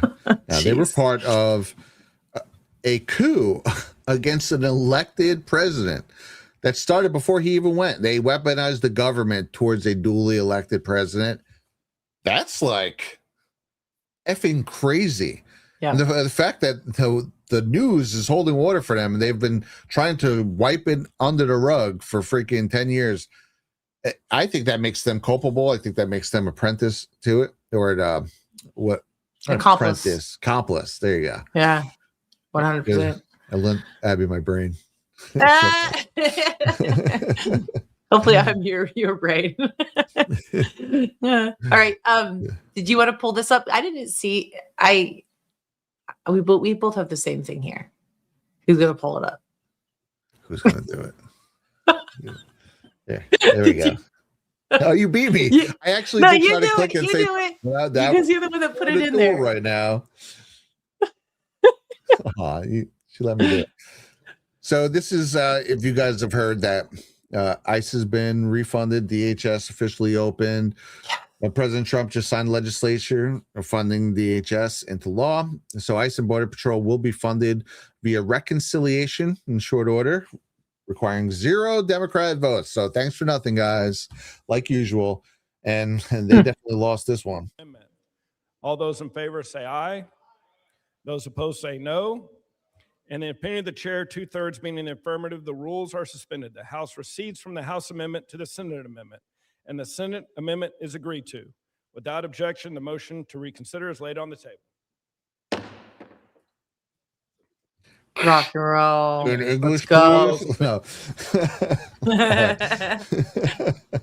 So now you can start kicking these back into high gear. Here's ICE HSI San Francisco arrested Daniel Barber April 10th, connection with an email death threat made towards ICE Director Todd Lyons and other ICE personnel. The case is ongoing. I like that they are arresting these type people. Yes. And again, we started it off right with the judge Zia, was a Farrakhan or whatever, who is now seeing the Cole Allen case, who apologized to him, and they were showing how he mocked and apologized to the other guy who made a death threat in September of last year. But this is not good, dude. That freedom of speech doesn't cover death threats. I'm sorry. I think that's a pretty universally accepted notion, that threatening harm or basically pronouncing that you are going to commit harm against another human, that's something that should be prosecuted. That's at very least investigated, right? Yeah, at least expect a visit. Remember, like how you said with your friend that was just joking my friend back Chris, in the day? Yeah. That's in the 90s. That's the freaking 90s on AOL chat room talking about fucking President Clinton. Yeah. But the thing is that do it should now? happen. Yeah. Regardless of who in the seat of the presidential seat. If there are threats to a sitting president, that needs to be looked at. Okay. And it needs to, and especially if it's ongoing, it needs to be, if someone needs to get arrested and then tried for that, so that they're an example. Yeah. Don't do it. Don't do it. Exactly. And again, not everyone they're going to look into, and some of them are going to seem like, all right, this wasn't serious. This he was being stupid and he probably won't do it again. But some you're going to look into, and then they could be like, wow, this guy's really concerning. This is a problem. This guy's a mental case, right? So that's why you have to at very least look into them. This is another guy, Logan Murfin, 26, of Shiatook, Oklahoma. This guy was convicted on April 24th of 10 felony charges related to ex posts he made about gunning down ICE personnel. Okay. So this isn't someone just, being an edgelord in an AOL chat room. This is a guy who was unhinged, talking about literally gunning down ICE personnel. So now he was convicted on 10 charges. So he's awaiting sentencing. Good for him. That's some nice life choices. Good job, buddy. Yeah. When that now brings us to our fake news segment of the week, which comes to us this week from TMZ, who reported on Sunday that, quote, ICE agents dragged the man out of a hospital in New York City Saturday night, all while chaos broke out in the streets outside due to a mob of livid protesters. Should I even play this? Yes, play it. So first, before I play it, though, real quick, this sounds horrible, right? If we were reading this in a reverse, I don't know what you would reverse what with what, but I would be like, whoa, that's a crazy headline. I'm mad about this. Okay, so this is to create anger. 12,000 likes, 3 million views, and then they post this.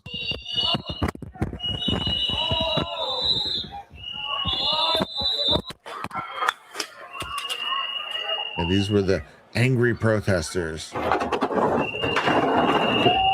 As you can imagine, this is a completely spun out headline, and they were called out pretty readily with the real story from Homeland Security, who put a little context on this crazy. Hold on. Wait. We go back real quick.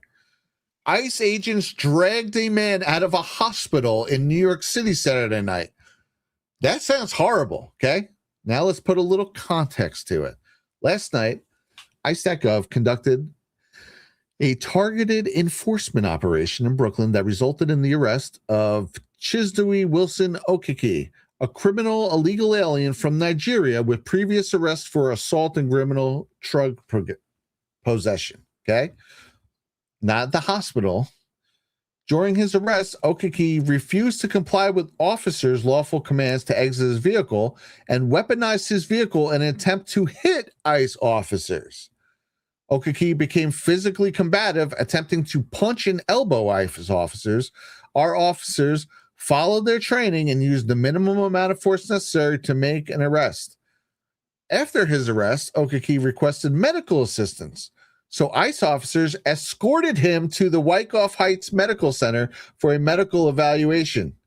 He then remained non-compliant during the medical evaluation, throwing himself to the floor and screaming. The medical staff cleared him. During the medical evaluation, a significant crowd of anti-ICE agitators gathered at the hospital and became violent. The protesters damaged several ICE vehicles and assaulted ICE officers, resulting in minor injuries to the officers. Assaulting law enforcement is a felony and crime. Officers from the New York Police Department responded to the scene and arrested several rioters. Okay, so that tells quite a different story than ICE officers dragged the man out of a hospital Saturday night. You understand? Well, we need like a fake news bumper, like boom, fake news. Yes. At very least, yeah, we need like some sort of like fake news intro, because I imagine there'll be no shortage of these segments. Yeah, fake news, I can clip like just part of that song.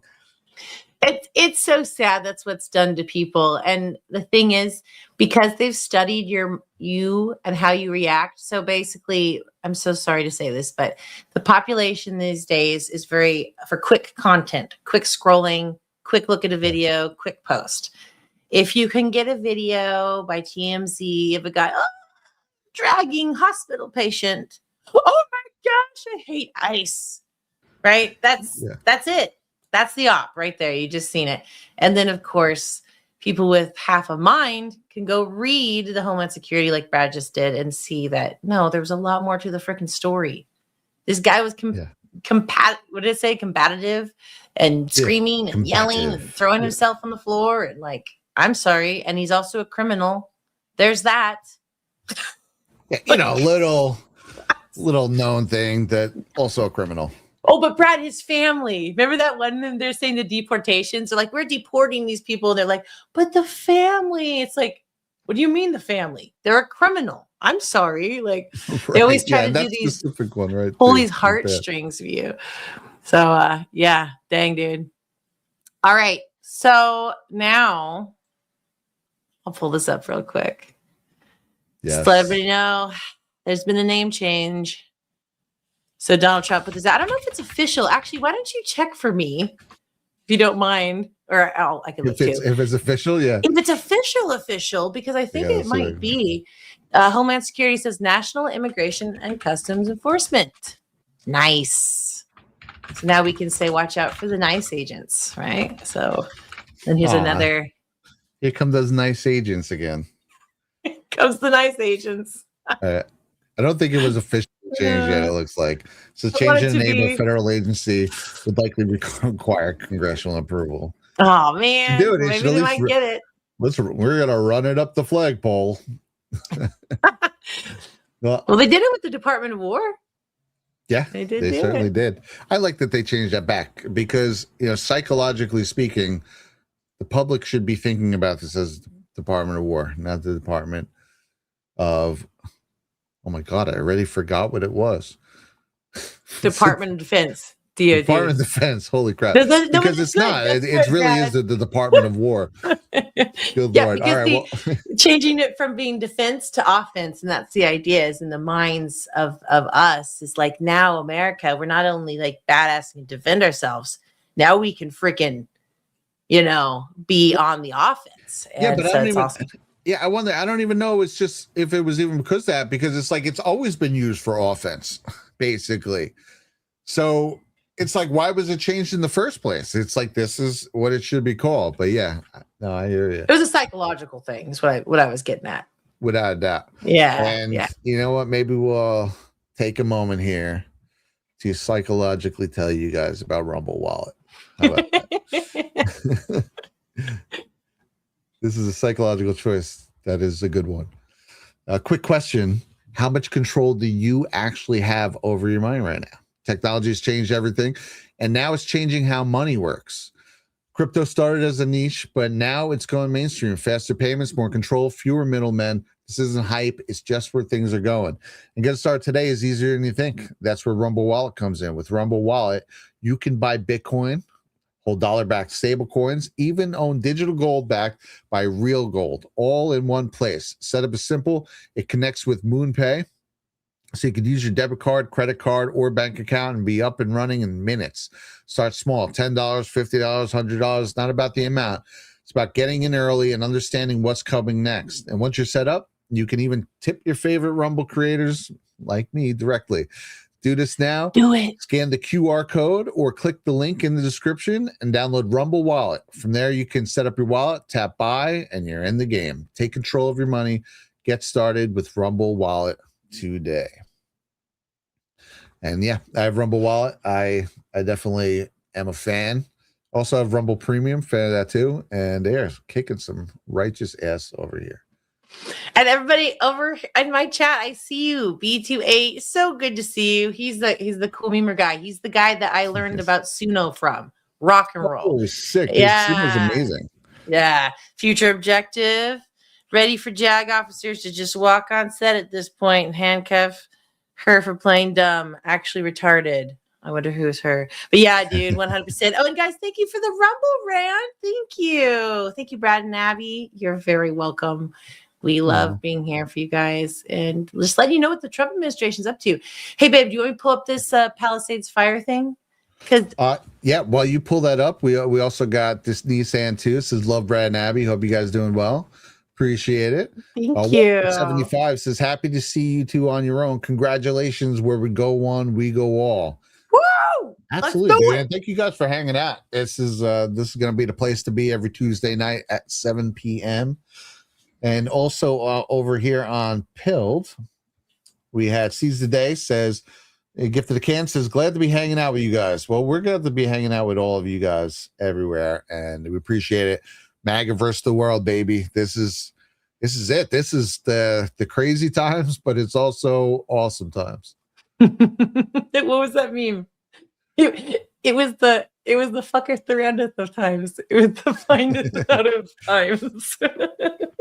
Sorry, this is such a funny meme. All right, probably gonna get you all knocked off of YouTube. So, Brad, you put this in here. I don't know if you had anything to say specifically about it, because it had to do about that. Oh yes. Well, it's funny. Basically, what's being said here is that a day after the Palisades fire started, Gavin Newsom was blaming climate change for the fire and local officials for lack of water. Unprecedented.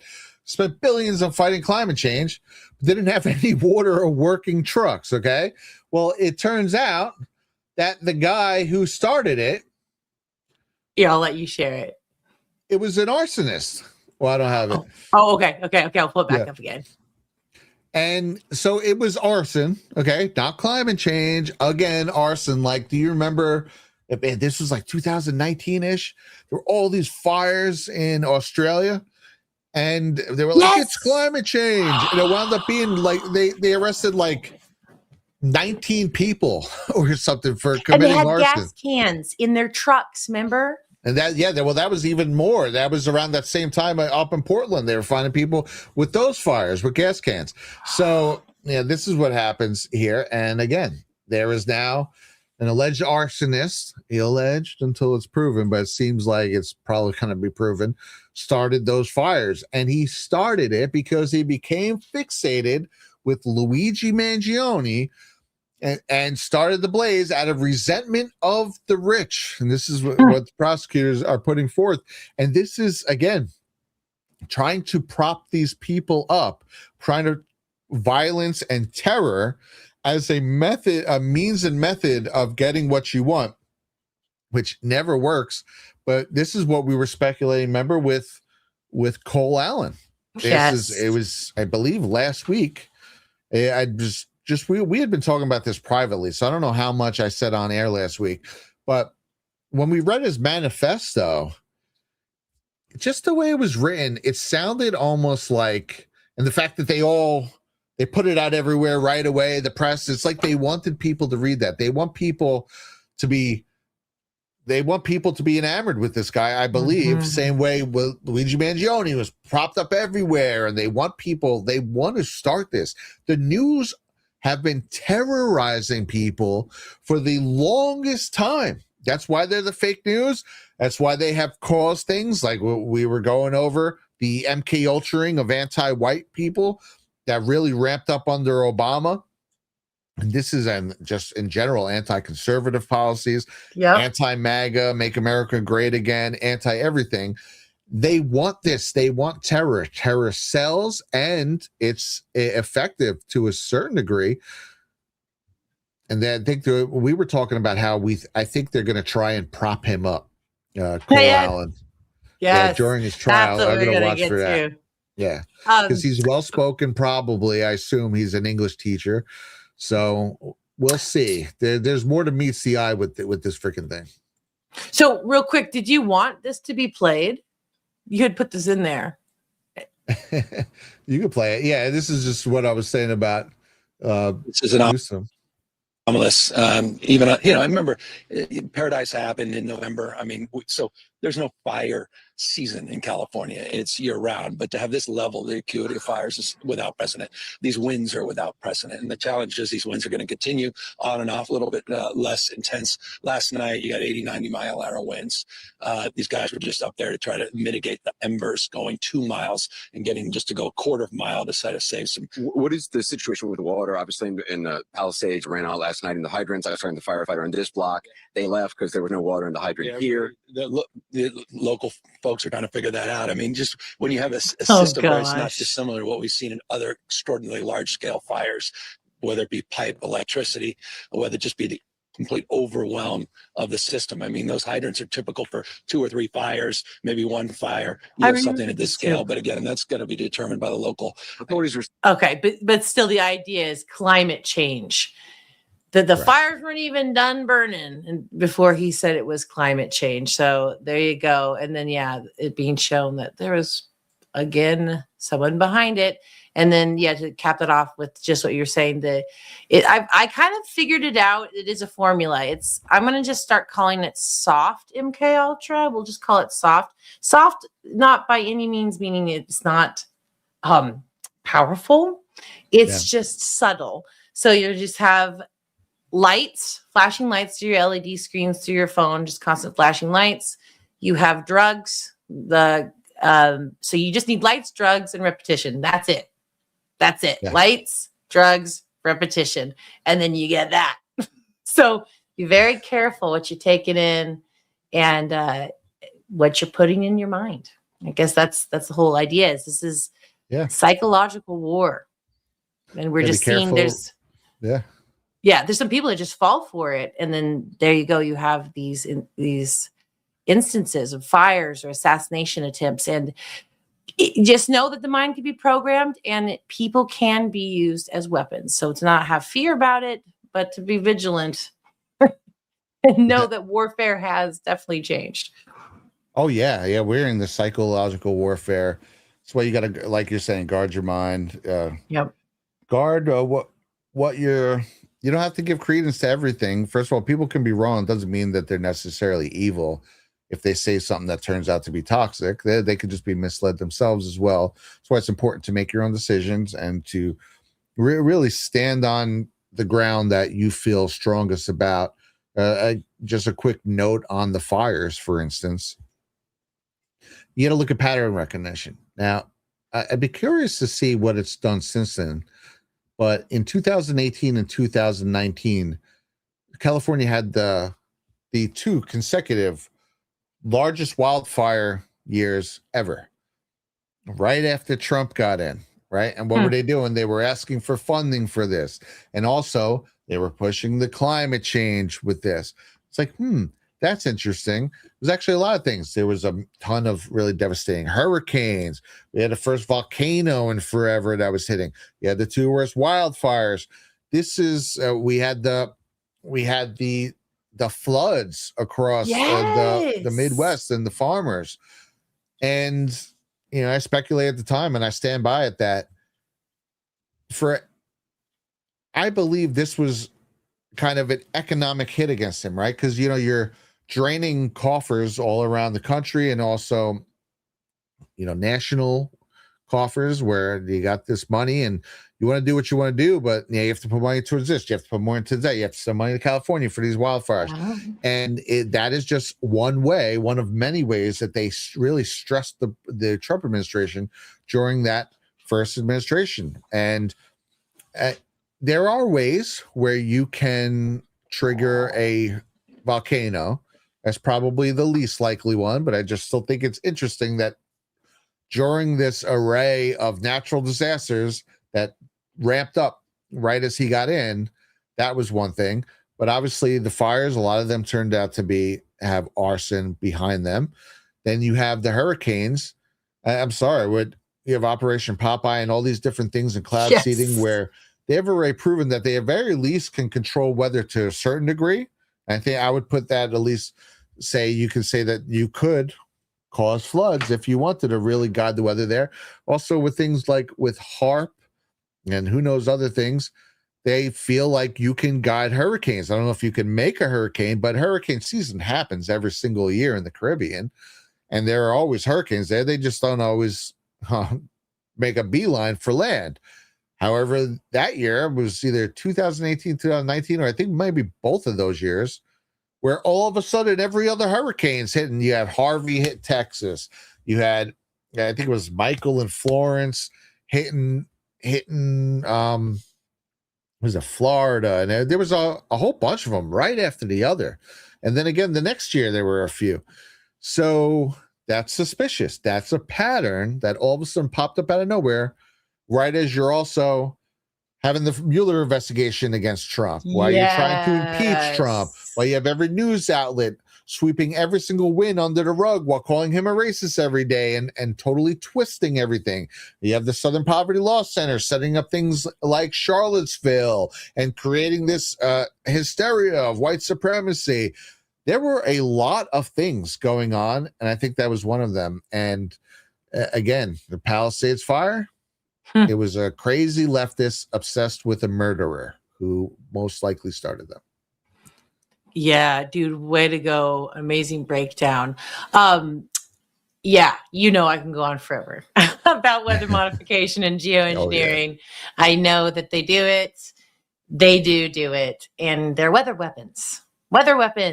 And if you were any government anywhere and you knew that you could do this, or you could, have the water rain on your country and prevent it from raining over on your enemies. Oh, heck yeah. So there's a lot of, if you ever want to have a fun dive, look into that. Weather modification, geoengineering, and just like weather weapons. And yes, earthquakes too, Brad.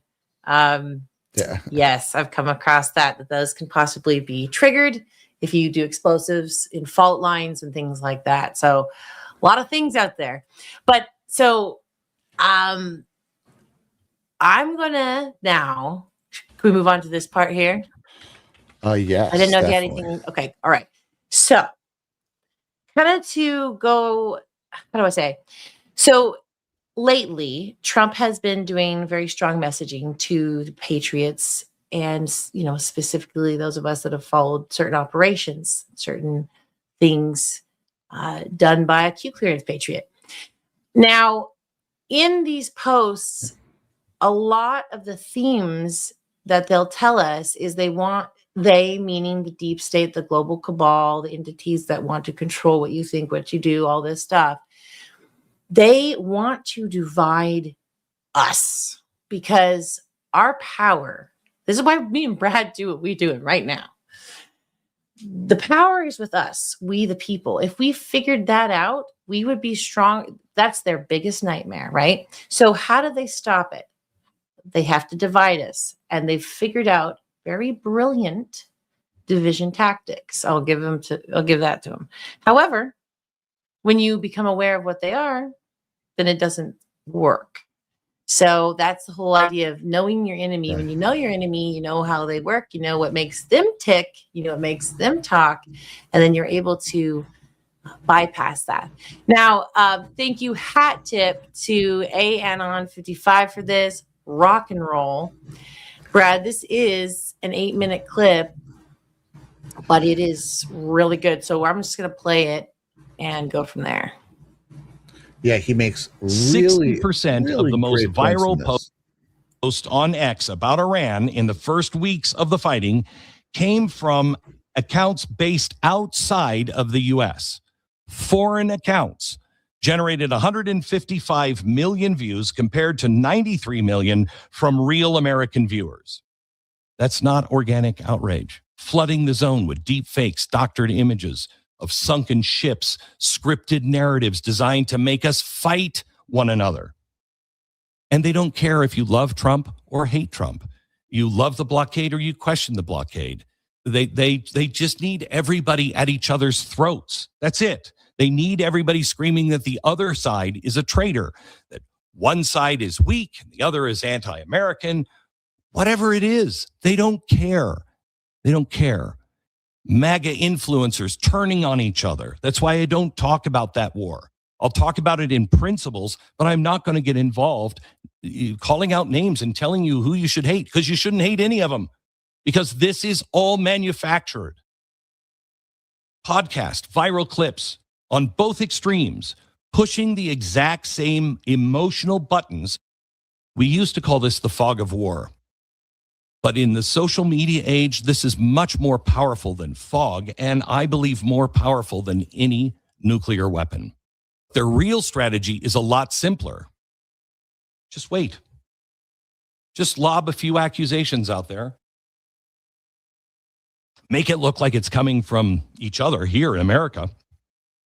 And just wait. It's a time bomb. All of this has happened before. We've been here before, gang. And foreign agents and domestic voices tried to divide us then, but we held the line. We chose strength with principle. We won without becoming an empire, and the republic survived. That's the history peg we need right now. We have to look at social media differently. We have to be able to spot things and understand who's winning in this. Like I said, they don't care if you're pro or against. They need both sides screaming at each other, okay? So I pulled a bunch of stuff from X over the weekend. Since the blockade was announced and the talks in Islamabad fell apart, what was there? What were the tweets? What were the most popular tweets, okay? I found tweets that matched exactly the pattern flagged in the recent reports, okay? That the IRGC operatives, the state-affiliated accounts, posing as Americans or neutral observers while pushing content that is doing nothing but exploiting our divisions. The first one is from the, I can't remember, one of the state officials, I think the prime minister or the foreign minister of Iran. As soon as those things fell apart, and he gets home to Iran, what does he tweet? He tweets a picture of the price of gasoline around Washington, D.C. Now, why would he care about the price of gasoline in Washington, D.C.? Why would he tweet that? Do you think his people care? That was directed to you. That was to you, okay? This is a gun. And we don't let our kids have guns, right? We keep it in a safe, keep it locked up, keep guns out of the hands of children. Why? Because they think it's a toy. They don't understand it is a lethal weapon. So they can kill others or themselves because they think it's a toy. Well, what do you think social media is? It is a weapon. It's a weapon. And yet we let our kids play with it. They think it's a toy. It's not there to teach you. It's not there to make your life easier or you to understand the world or make you stronger. Social media exists to enrich the companies that provide social media. Now, they can say they're going to help you and all kinds of stuff, whatever, but I guarantee you their main goal is to enrich themselves. And they do everything they can. This is all proven. This is not how we don't think of this. This is not a conspiracy theory. It's proven. Some of it in court, some of it in front of Congress. They spent millions of dollars trying to figure out ways to enslave you, to get you to never get off of their social media platform. Meanwhile, what are they doing? They're collecting information about you so they can get better at shaping you, because that's what it's about. Social media doesn't make things easier. Huge global power shapes you, your opinion, and the world we all live in. That's what's happening. It is the greatest propaganda tool of all time. And now we're at war. And now you're noticing it. If you're smart, you're noticing it. This is a 50 caliber machine gun aimed at your head and this civilization every single day. It's a nuclear weapon. So let me give you, here's another pro-Iran account. In just a couple of hours had 7,325 likes, 333,000 views. It's from an Iranian account. Breaking. A standoff occurred between vessels of Iran's Revolutionary Guard and the U.S. Navy near the Strait of Hormuz. Then the video of the alleged clash. So this one went mega viral by implying imminent U.S. humiliation. Foreign accounts amplified this with the narrative of we're losing, we're losing, we're losing, to make Americans turn on Trump and Vance. Next one, Iranian embassy, their account, mocking the U.S. Navy. We don't hesitate even for a moment in defending our country. The scene of the U.S. destroyer fleeing the Straits of Hormuz with a video. This is straight propaganda from an official embassy handle designed to humiliate and divide. Trump is weak. Warmongers got us into this. And it doesn't stop with the official handle. And it even goes into some people that, we have watched for years and years. Here's one. Trump says U.S. will blockade Strait of Hormuz after Iran peace talks fail. Israel prepares troops for total war. BlackRock is running the show, and the world economy is the real target. This is COVID 2.0. This is classic. Our side is being played. It's rage bait that pits MAGA against itself. What does this do? This fuels it's Trump's fault. Higher gas prices. It's treason. Anything to divide. MAGA infighting example that exploded. Multiple accounts. Trump absolutely sinking Vance by tying the Iran war around his neck. Vance has been leaking that he doesn't like the war. Or MAGA, Obama nuke deal gave Iran millions. Treason, Trump giving Iran $6 billion and control of the Hormuz. None of those things happened, but what do you have? Traitor on our own team. These are not random. 100%, dude. Rock roll. Thank you for that video. Yeah, that is a great freaking video. And it doubles for a lot of different things that are going on right now. And that is what they've been totally doing. They've been doing a lot over the years, but especially right now, anything they can say to get out there, even a lot of fake things, to try and get you to feel like everything's falling apart. Trump and Vance are fighting. You should be fighting. Different avenues of MAGA or the Trump base should be fighting. And then there's all these different people who come out of nowhere and be like, man, I voted for Trump 3 times, but I don't like him anymore. I'm going full against him. It's even Marjorie Taylor Greene, who I really did like for a long time.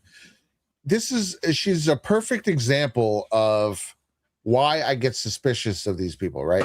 Mm-hmm. Because they are 100% against the progressive socialist left ideology that is kind of corroding and taking over the world, right? 100% against it. That's what they're fighting. That's what they're fighting. That's what they're fighting. Trump obviously has been leading this charge, and he started all this, right? So obviously they're fighting with Trump against this. And then the second they say, well, I don't like, Trump didn't do this thing that I don't like, or he did something I don't like, or he didn't go after something, whatever it is, or whatever that big break is, it's not like they're like, well, I don't like Trump anymore, but I'm still going to go after this socialist progressive conglomerate that is ruling the world. All of a sudden, their feed will go from 100% that to 100% anti-Trump. Yep. So this is a guy who is fighting all the things you're saying fighting. So you're saying, well, I don't think he's doing a good enough job. And instead of continuing the fight, which clearly you think Trump should be doing better, so you really want this fight to win, right? But instead of continuing that, they all of a sudden just go 100% anti-Trump, anti-Trump, anti-Trump, anti-Trump. And you can scroll their pages, and they were just nothing but anti-Trump. It's like we're fighting the same person, and now you have all of a sudden only fighting one of the people who is leading the charge against this. That is fake. Okay, you could say you don't think maybe you don't like the direction, you don't think he's doing a great enough job, or you don't think he's done everything the way you want or in the order you want. Yeah, you could say that, but to then fully turn against them instead of continuing the fight, that's very suspicious, and I think telling.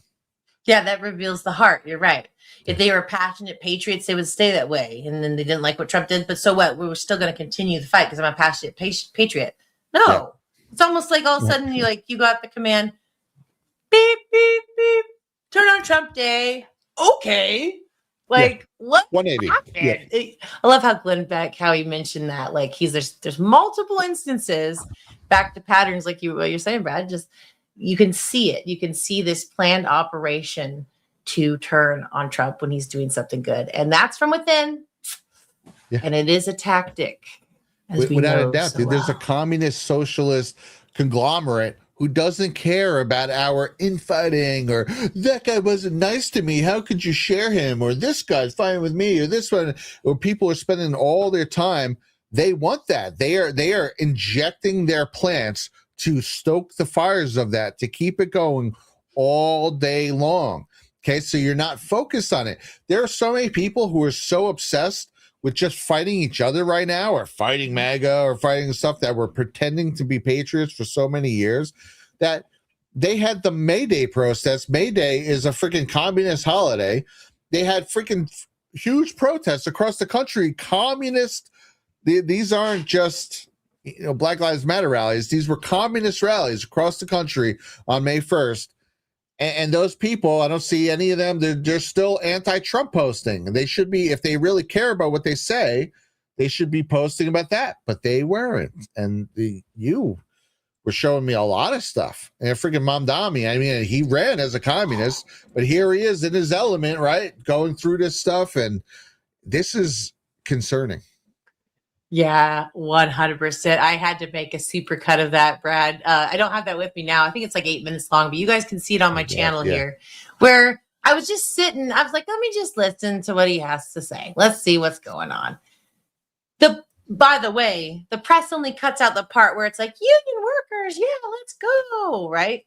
Yeah, they totally leave out the part where he's doing a commie speech, and the whole first beginning say it's the rich class and they're attacking the workers.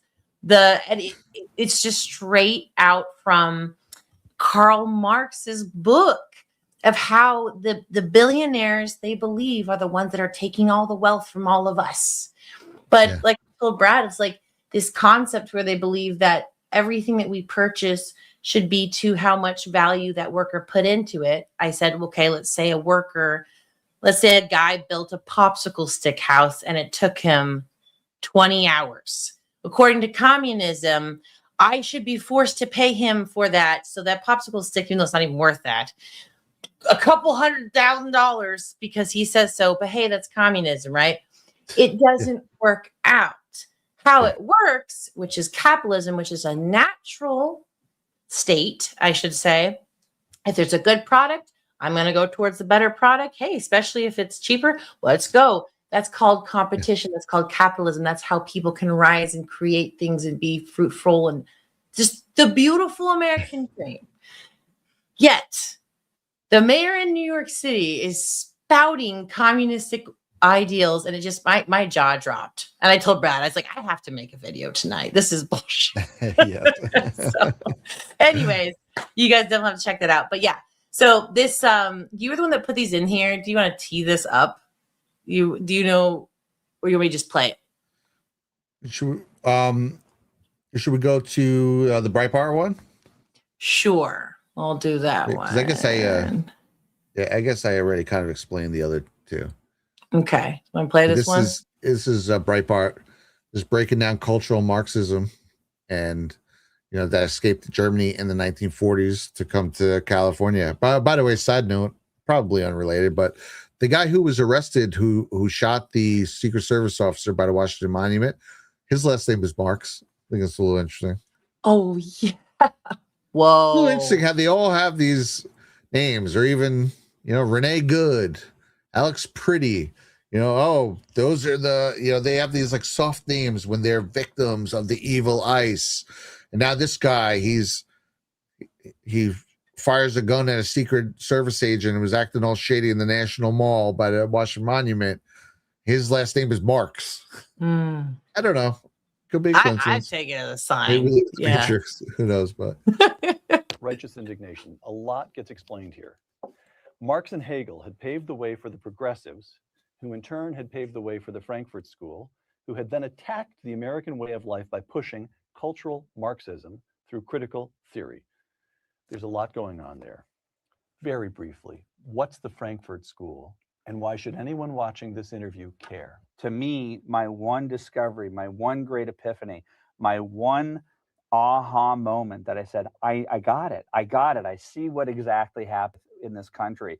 The Frankfurt School was a think tank at the University of Frankfurt, and they were social scientists like Herbert Marcuse, Horkheimer, Adorno, and they were trying to figure out how to spread Marxism around the world. The Marxist-Stallman argument of getting the workers to get upset at the owners was very easy, but not in America, where the middle class was invested in their productivity, invested in the concept that they could have their own small little American dream, a white picket fence, that they could invent something and go from one generation being dirt poor to being an owner within a very quick period of time. And what these guys figured out when they came to the United States, and Adorno is the one that drives me the most crazy. He came out to California, moved to Santa Monica in the 1940s at the height of the Golden Age. Think about this. These guys left Nazi Germany and Mussolini's Italy to come to California in the 1940s, and they lived by the beach, and they were depressed by the relentless cheeriness, the productivity, and the capitalism that they witnessed around them. And they came up with, we could call it cultural Marxism, but at the end of the day, we experience it on a day-to-day basis. And by that, I mean a minute-by-minute, second-by-second basis. It's political correctness and it's multiculturalism. And what it took was this amazing concept of e pluribus unum, where everybody comes here, everybody becomes an American and contributes, but we have a common culture, we have a common border, a common mindset. What they did was take the haves versus have-nots friction and translated it into oppressor versus the oppressed. And this got taken up by faculties across the country. That's the point of the Frankfurt School and the progressivism. They it becomes embraced by 60s post-structuralism, academics. Post-structuralism, queer studies, African American studies, all of that is pitting people against each other. It is anti-American to its core. If Marcuse was I'm quoting again from Righteous Indignation, if Marcuse was the Jesus of the New Left, then Saul Alinsky was his St. Paul. Again, let me just put it to you in simple terms. Who's Saul Alinsky, and why should anyone watching this interview care? Well, Hillary Clinton wrote her senior thesis on Saul Alinsky at Wellesley. Barack Obama is an acolyte of Saul Alinsky. He created the concept of community organizing. And what he did, as I argue in this book, is he took all of this ethereal claptrap, this Noam Chomsky-like jargon that the average person couldn't understand. Herbert Marcuse is very hard to read. Right. It's all impossible to read.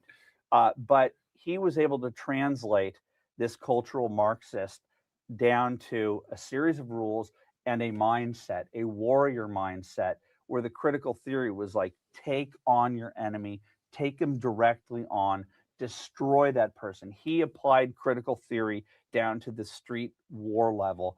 And I would argue that the Katie Courics of the world, the Chris Matthews of the world, Rachel Maddow, and Keith Olbermann, unbeknownst even to themselves, are studied in the tactics of Alinsky. Right. That's freaking. That is powerful. And I hadn't seen that until we just played that. How brilliantly put. And it's just like what we're talking about with all these assassination attempts on Trump. That has to do with programming and brainwash, and then programming with these communistic ideas. I love how he laid it out. It's taught them, go after your enemy, just straight on. It reminded me of what's her name? That freaking, she's like, you find them in the restaurants. You tell them they're not welcome here. You know, like Maxine Waters. Yeah, just to straight up, all civil conversation is out the window. And that's what they want it to be. They always take it to this radicalistic state. And we're not like that. I resist that. Yeah, it does not fit Western culture. It does not. You could argue that Frankfurt School and critical theory is the theoretical philosophy that governs modern liberalism. Historically speaking, if you observe the past 3 to 4 decades, this has been the main tool used by modern liberals to elicit radical change in society. First, they'll target a classical societal norm and begin to overly critical of it. They'll take something that has infinite positive instances and search for a handful of negative instances to be used as a criticism of it, right? This is how critical theory works. They will then use the massive tools of Hollywood and really all forms of media to amplify these negative moments to the point of obscuring the overwhelmingly positive ones. Do this for one generation, and using critical theory, you now have permanently demonized something. They've used this against Christianity, they've used this against marriage, they've used this against conservatism, the white race, the family unit. This is the framework at which nearly every method we've covered over the years here has been plugged into, and they're going for it. And again, this is also Saul Alinsky very heavily used these tactics when he built on these tactics, even when framing things and rules for radicals, even reveille for radicals. Now, I don't quite remember, Brad, and I hate to put you on the spot, but I'm pretty sure you would remember. What was Saul Alinsky's, did he aid a president, or was he like a... He was a mentor of Hillary Clinton. Hillary Clinton did her thesis on Saul Alinsky. Okay. And she wrote him letters, and in one of the letters she was like, oh, something our biannual meetings. So she praised this guy. And this is a guy who talked about how to break down society piece by piece and to take it over by socialistic means. This is Hillary Clinton. He was a mentor to her. She had physical, interactions with him. She studied him. She did her thesis on him. And this is why we get some of the things that we have now. She pushed his policies ahead. And I think she was really very much more active than people think. It's funny. I remember seeing an old interview of her when Bill was the governor of Arkansas. And it was like, we're with the First Lady of Arkansas, right? Talking to her like she's some babe in the woods, trophy wife or something. And she's talking pretty straightforward, and I'm thinking they have no idea how shrewd and motivated this lady is, and how evil this lady is. Yeah, 100%. And just like hearing that, that he was her mentor. That's very scary. Did you want me to play this one where it says liberalism is fascism here? You could. I don't remember what it is, though. It's why not? Everybody's in here. I think it's somebody. Hold on. I'm going to see if I can share it. Oh, yes. Okay, yeah. This is someone who's basically he's realizing that the Democrats, they're not liberal at all. They're actually completely fascist, which is something that's obvious to all of us. And it's great because he's really having that epiphany. Yeah. And this is what we need, is people to come to this conclusion on their own. So check this out. I'm no longer a Democrat because I'm a liberal. At this point, it's beginning to feel like I'd be better off voting Republican and fighting against bad ideas within the Republican Party than voting Democrat and fighting against bad ideas inside the Democratic Party. For example, when I bring up concerns I have with friends on the right about like LGBT rights, immigration issues, abortion, gun control, more often than not, there is room for finding some kind of a middle ground. But when I bring up concerns I have with people on the left about anti-Semitism, Islamism, communism, more often than not, the response is either intimidation, condescension, or just a demand for complete obedience. Yes. When your politics require people to submit to orthodoxy, that is not liberalism. That is fascism. That's so well said. I love this epiphany. It's always great to see things like this through the eyes of someone who is just realizing it, right? Yeah. Because he's like, liberal, no, I can't say anything. I'm in this echo chamber. I have to feel this way about it. I have to feel this way about immigration. I have to feel this way about, and I love how he just popped out. He's like, wait a minute. At least the other side will help us find some sort of middle ground. They don't come after me like, like that's what happens. That's what happens. It's wild. But yeah, that's great. It really does freaking happen that way. Well, I think after this, we should probably go to, we have some wins, and then we also have, it'd be funny to look at some of the crazy outfits at the Met Gala, because I mean, do you want to jump just down there? This might be one of the more satanic things I think that ever happened. Not saying everyone involved knows that it's satanic, but man, it really is. First, before we go down there, I'm going to go to the wins first. But before we do that, I got one last ad for you guys that I think you guys will like this one. I know I like this one. This is from the Chicago Steak Company. We're fans of steak in this program. This is today's sponsor is the Chicago Steak Company. They're giving away 8 free steak burgers on every order. Code 8burgers. Think about the last time you bought burgers at the grocery store. You stood there staring at a wall of plastic wrapped ground beef, trying to figure out which one isn't going to turn into a hockey puck on the grill.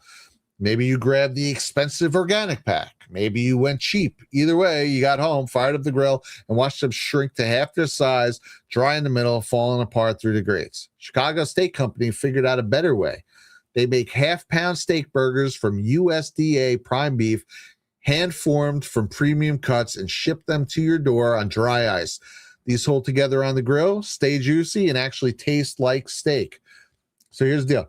Spend $189 or more on any steaks you want. Use code 8burgers, and they will add 8 free steak burgers plus a bottle of steak seasoning plus free shipping to your order. That's $200 in free extras on top of whatever you ordered.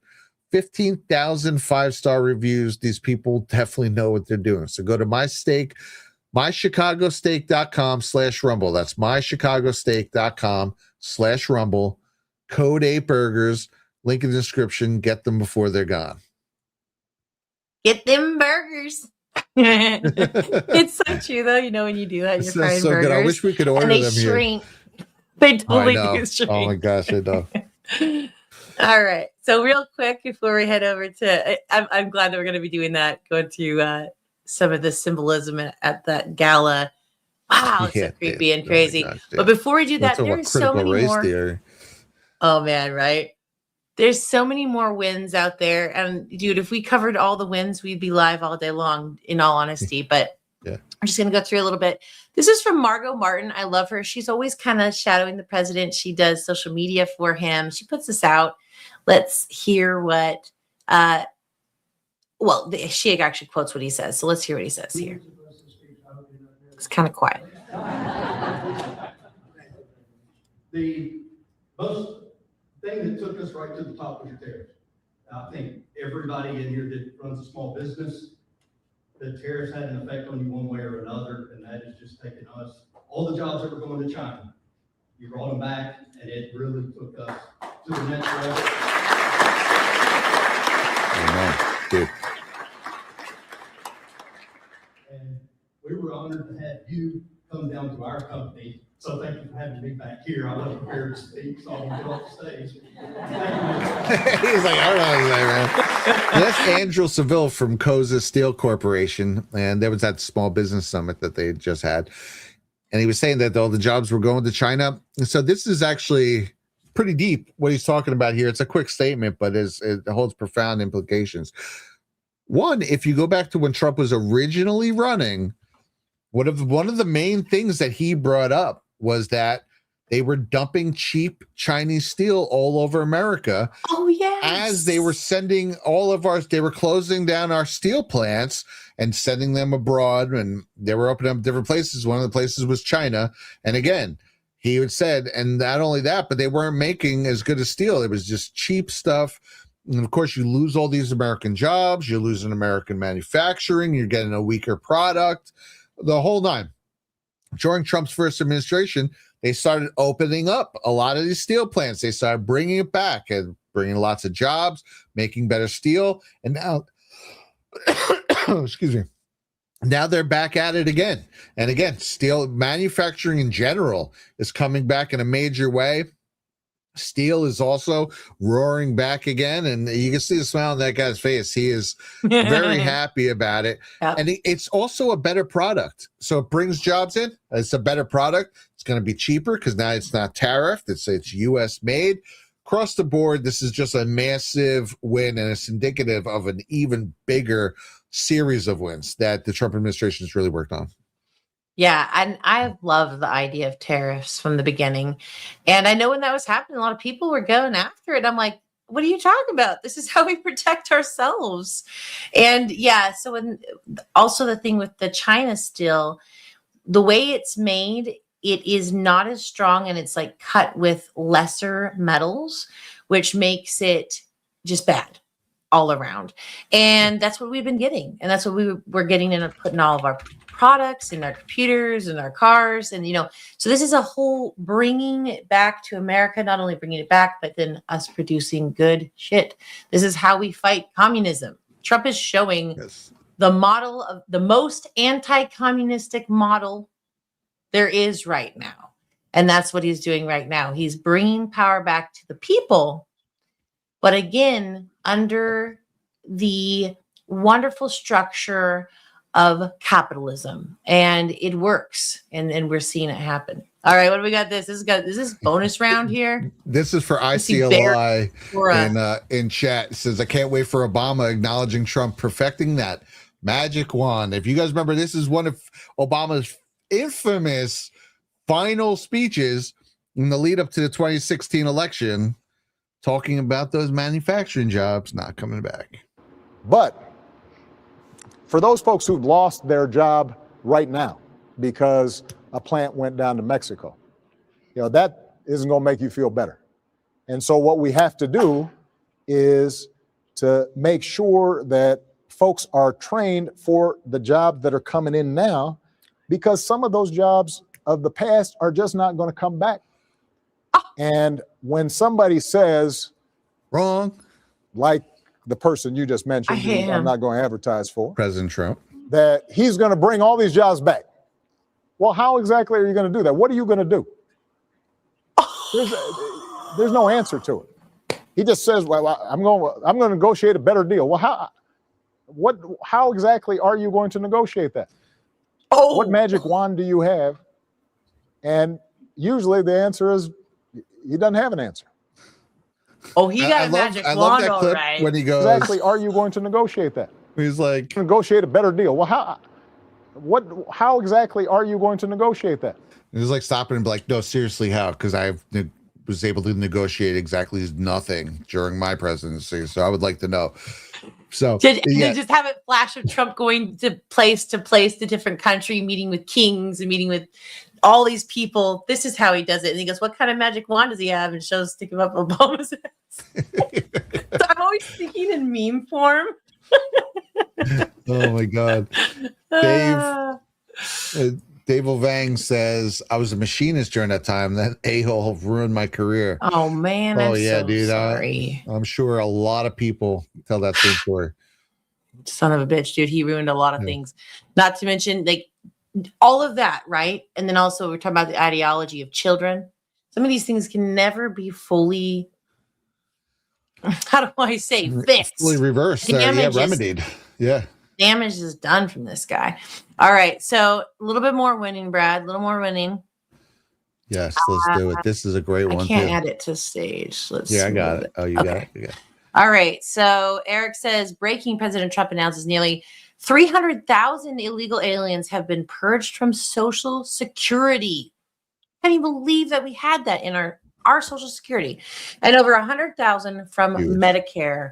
Big win. Let's hear what POTUS has to say about all this. But together with the Republicans in Congress, we've removed nearly 300,000 illegal aliens from the Social Security roll. And we've removed more than 100,000 migrants from Medicare eligibility. 100,000, and the number's going up. What we're really doing is saving Social Security because it was so rife with fraud, and the Democrats didn't care. They couldn't care less. All they care about is Trump derangement syndrome. They are lunatics. We're dealing with lunatics. You can do, but I've learned, with time, I've learned if I want something, I go the opposite. Exactly. Words, if I want the wall, I say, I will not under any circumstance. But together with the Republicans, that's the end of it there. But I love that he's like, I've learned you do the opposite.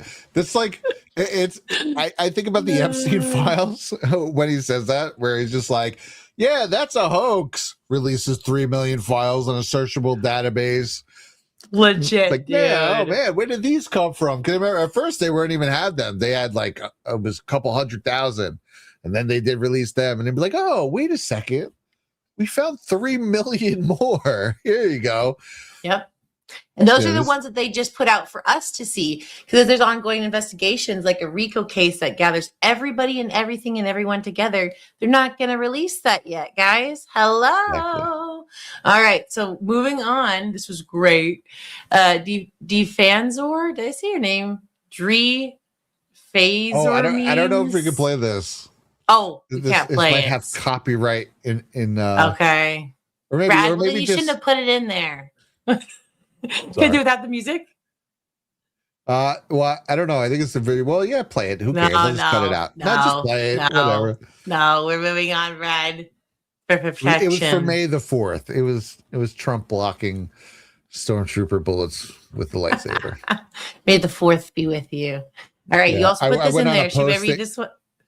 Oh, go ahead. I was just gonna say that I went on my timeline yesterday, and I was just kind of dumping it with random Star Wars video memes that I had made over the years.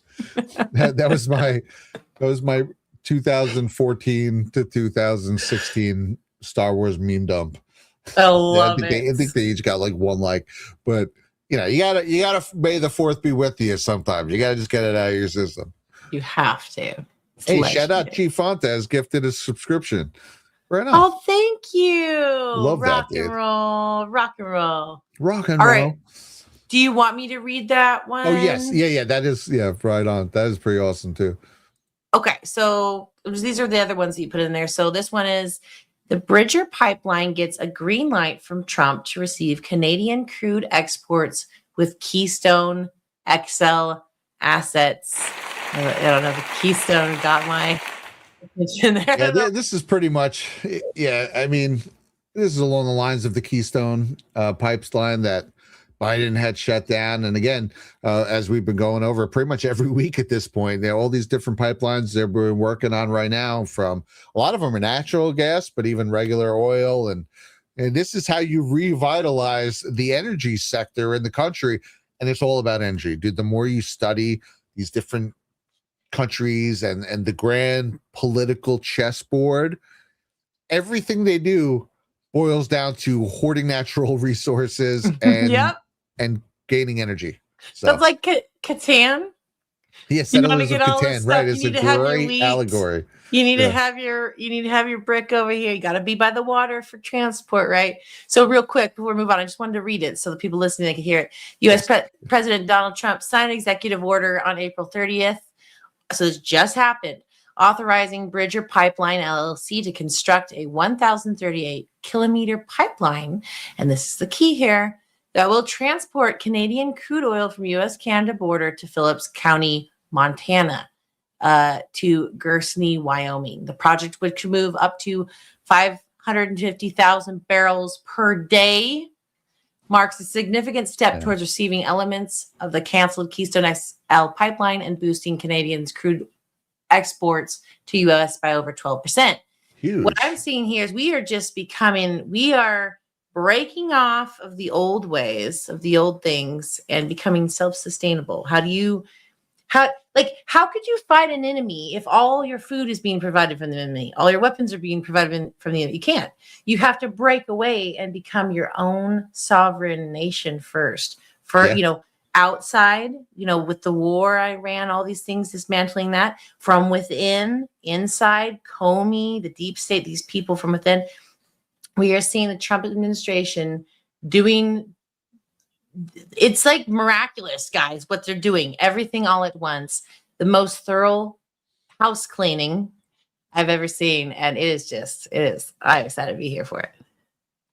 Heck yeah, dude. Should we? Yes, I just saw your message and I think it's an old message. Sorry about that.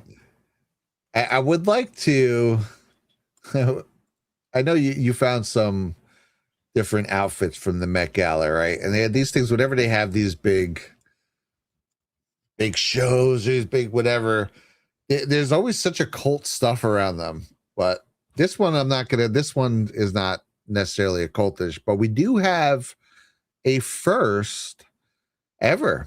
So that's always fun, right? A first, because Aaron Rose Phillip is now the first Black transgender woman with a quadriplegic cerebral palsy signed to a major modeling agency. Breaking the glass ceiling, everybody. And here she is arriving at the Met Gala. What is this world coming to? This headline reads from like a bad South Park episode. Yeah. Good South Park episode. Is that great? So much signaling with that.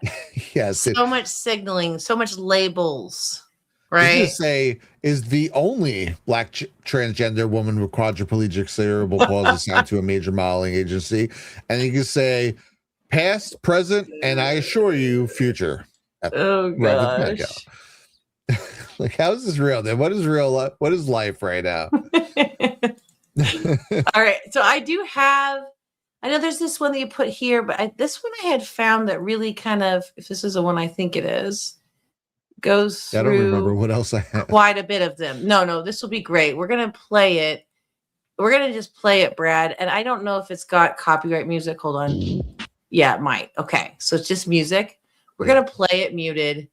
And we're going to look at the symbolism that happened there.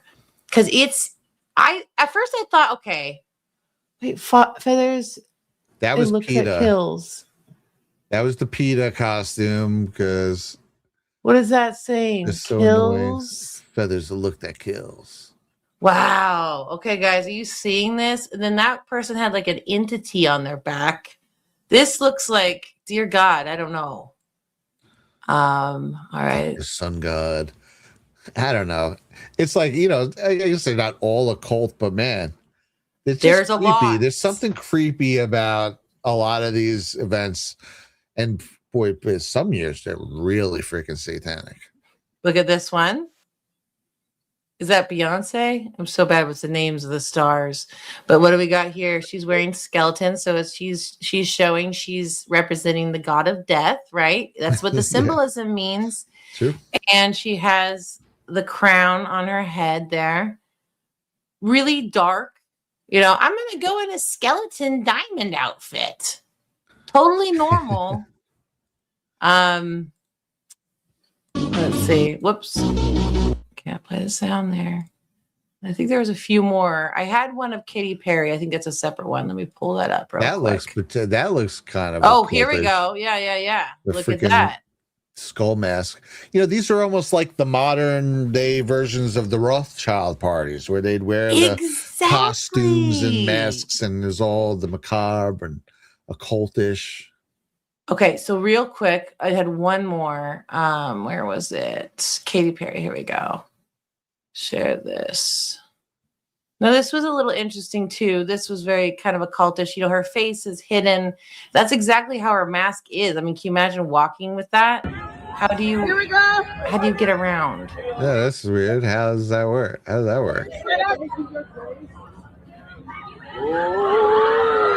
feel like I'm in a horror movie right now. This is like the last thing you see. Like this is the thing that floats down in the middle of a friggin' horror movie and then kills you. So definite symbolism going on. Guys, let me know what you guys think, by the way, of what all those things could mean. Obviously, we have deep, demonic looking people, skulls, skeletons, death, right? These are all, calling cards to representing a Luciferian secret society, I might throw out there. So very interesting. A lot of symbolism there. A lot of symbolism. And again, there's just a pushback on the occult. I think the fact that a lot of people now are watching is how many times have we gone over like Marina Abramovic, right? And her different galas and meetings where there are like cakes in the shapes of bodies and people are freaking cutting them up and all weird stuff and weird outfits.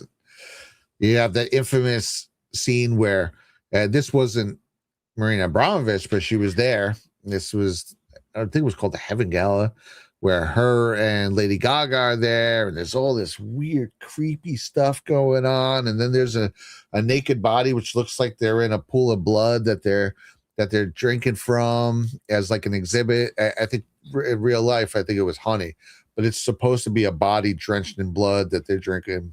I mean, but just even think about this. It's a naked person sitting in honey, and you're eating that, and their private areas is sitting in that, and everyone's okay with that. Dude, at that same thing, there was I don't know, some kind of anon or somebody was able to get a photo. You can see there's a child. You probably seen it, that same event at Lady Gaga. She's with Marina Abramovic. I have video of it. The child? Because there's I've only ever seen pictures. So one day I just went on a hunt. It took me hours, and I tracked down video of that event. Are you kidding me? Do you have it right now? Yeah, you know what? Dude, will that get you taken down? I don't think so. Everything's different on you. Listen, I will tell everybody watching here, if you guys need to fight, this is something that would have taken the channel down like faster than he could put it up. Yeah, I don't know. Yeah, these days, I just been going for it. So we're going for it. All right, let's see. Yeah, dude, I love it. You got this. Wow.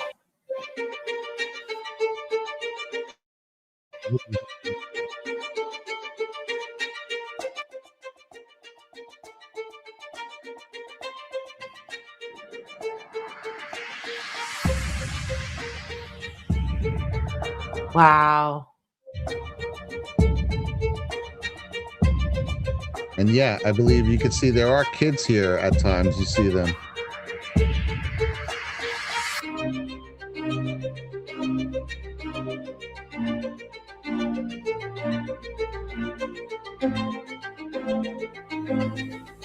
What is that, dude? She was just their doll. You know what I mean? She was just their plaything for the night. That's what I get from that. Yeah. Man, there was all these other weird exhibits too. This is even half of it. The whole thing.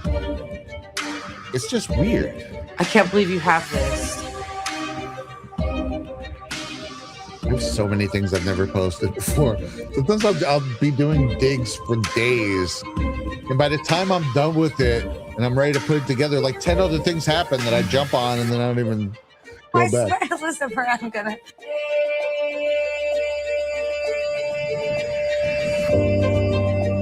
Oh my gosh.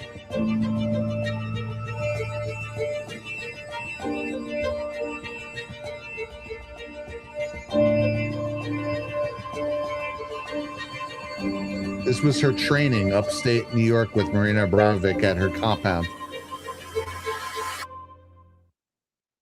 For real? Yeah, that's what that video is from. It's just like, what? So I've heard people argue in the past, right? Because they're always trying to downplay everything, right? You tell them about Bohemian Grove, and they're like, well, that's just a gathering for politicians. It's just some good fun, right? You watch, there's a House of Cards episode where he goes to Bohemian Grove, and he's like, it's just, some good, jolly fun, but no big deal. I'm sorry. If one of my friends was ever like, hey, man, want to hang out this weekend? I was like, yeah, sure. What do you want to do? A concert going? You want to go to the bar? What do you want to do? We're like, no.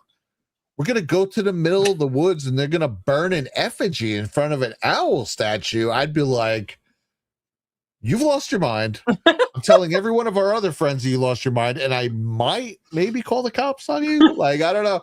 Like, that's weird, dude. And the fact that they're all doing, you got the ceremony that took place in front of CERN. What the hell was that? What the hell was what we just watched? What are all these things? Like, there is a different world going on up there, and it is steeped in the occult, and there is something to that. I'm sorry. Yeah. And it's Trump's, and this is the thing, as time goes on, people are going to be able to see it is part of the mission to expose this part of it as well. There's a reason that the stars were highlighted. There's a reason that the fake news was highlighted. They're all covering for something. What are they covering for? Is it darker than anybody wants to even, think of in their mind? Because it's hard to go there. Like it's hard to contemplate an evil of that depravity, but it does exist.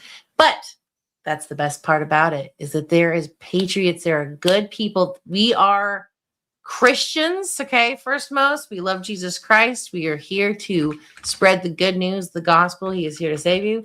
Second of all, Trump is dedicating our nation, and we should also be dedicating ourselves as well, humbling ourselves before God and asking him to restore our country to become purified again.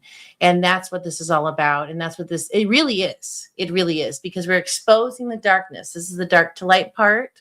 It's not going to be fun for everybody. We're going to see some cockroaches. Okay. When you shine the light in the corner, you're going to see the spiders. You're going to see the cobwebs. You're going to see the 5-month-old pizza slice. It's not going to be pretty, but then there has to be house cleaning. And like what we were saying, we just showed you the winning. The winning is house cleaning and offense.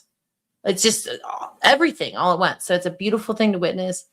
So if you come away from anything from the show, understand that Trump's fighting for you. He's fighting for us. And it's because he believes that we, the people, are the ones that tell our government what to do. He's like he's a traditional American. He's like our founding fathers, and he's trying to bring that back. And we're here to celebrate it. We're here to let you guys know about it. Fake news won't. So yeah, if you guys enjoy this, please give us thumbs up, guys. I see all of you in my comments. Love you all. And freaks, 100% freaks, Satanists, everybody. You guys are based in my chat. 100% when you see it what it is. So yeah. Anyways, we are here. We are here to be the calm before, during, and after the storm. And that is what we're here for. And that is what we're doing. As we wrap up right now, be a shout out over to Pilled, man. They are just loading up the chat right now. Sean Joe with cans, cookies. Elixir 50 says, great time to be alive. Boy, amen to that. Sean Joe with more cookies. It's a veritable cookie party over there. Average Joe Patriot says, good to see you, Brad Nabby, back on Pilled. Amen, dude. Good to be back. Rock and roll. And a Hog Leg says, what's up with the cookie? It says, met you all in Deadwood. Congratulations on the next journey. Hey, thanks, brother. Thank you. Or maybe sister. I don't know. I'm gonna say Hog Leg, I think, is a guy, I would imagine. If I had to take a guess. Hog Leg? Yeah. But let us know. Are you a guy or a girl? I freaking love it. But yeah, man, we love you guys. And over here on Rumble, Fran VT says, Brad Nabby, off topic. Been following Brad for almost 10 years. Oh, freaking awesome. USA 250, would you relaunch your Revolutionary War video from way back when? I think everyone should this once. It's funny. I was just thinking this. Was it last week or 2 weeks ago? We did play a quick little part of it. It's just the very beginning of that section where we kind of talk about the siege of Boston and all that. But yeah, I actually do want to relaunch it. That's one of the videos that YT took down. And I also, at the end, I do a lot talking about the 2020 election coming up. So I always wanted to, so it does date it. So I always did want to revamp it in that sense as well. So yeah, I've actually have been thinking about that because I think And but I didn't think of it in the context of USA 250. So maybe I should push the envelope and really make that happen. Yes, you should, Brad. All hands on deck to celebrate our wonderful country. That's what Trump's trying to bring back, is the sense and love, patriotism, and pride for our country, for our fellow man, and for what America stands for, like life, liberty, the pursuit of happiness. So that's what we're doing here. We're exposing the commies. We're exposing the deep state. We're celebrating the wins. And I love doing it with you, by the way, Brad. Yes. Of course. Well, I also feel exactly the same. Now, did you want me to lead it out? I uploaded that in here, by the way. Yes, I would love that. We do a little. I think it's so apropos, right, at the moment as well. 100%. All right, guys, we will be leading you out with "Obliterate the Deep State" song that me and Brad put together. And before you go, remember to give us thumbs up if you haven't. Please leave us a comment down below. I'm going to start to highlighting comments. If you guys leave a cool comment, I'll read it next show. It'll be really fun. And share the show if you liked it. Share with friends, family, and get the news out there. Get the message out. This is how we fight them. Amen. This is how we fight the fake news. All right. Love you guys. Much love. And where we go one, we go all. Here we are at the precipice, and I can see it, the glimpse of light piercing through the turbulence, surrounding in the darkness, closing in. Clouds are starting to form, but I'll stand with you in the storm, through the rain and the hail. I'll take your hand. Let's go.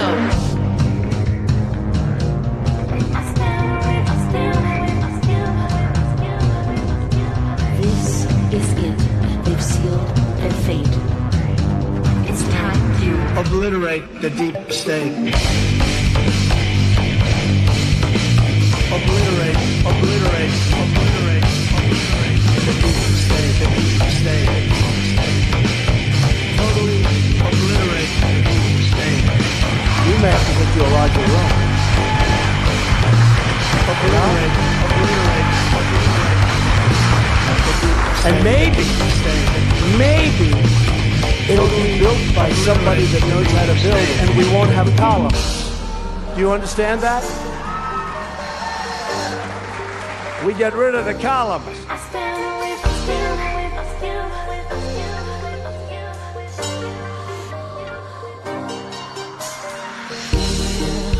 We are 40K foot view, and I can see it. Those asleep have awoken, pushed through, rising out of the darkness, closing in. Clouds are starting to fall. I'll stand with you in the storm, through the rain and the hail. I'll take your hand. Let's go. Today's ceremony, however, has very special meaning. You know what happened? You know what I did? A big favor. I caught the swamp. It's time to obliterate the deep state.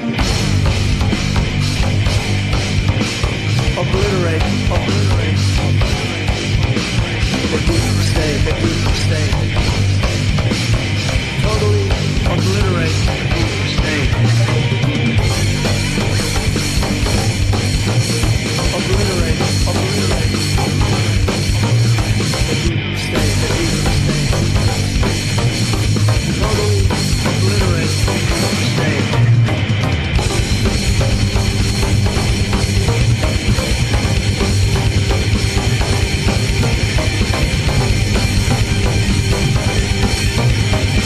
Totally obliterate the deep state. Really see something that said, take a look what happened.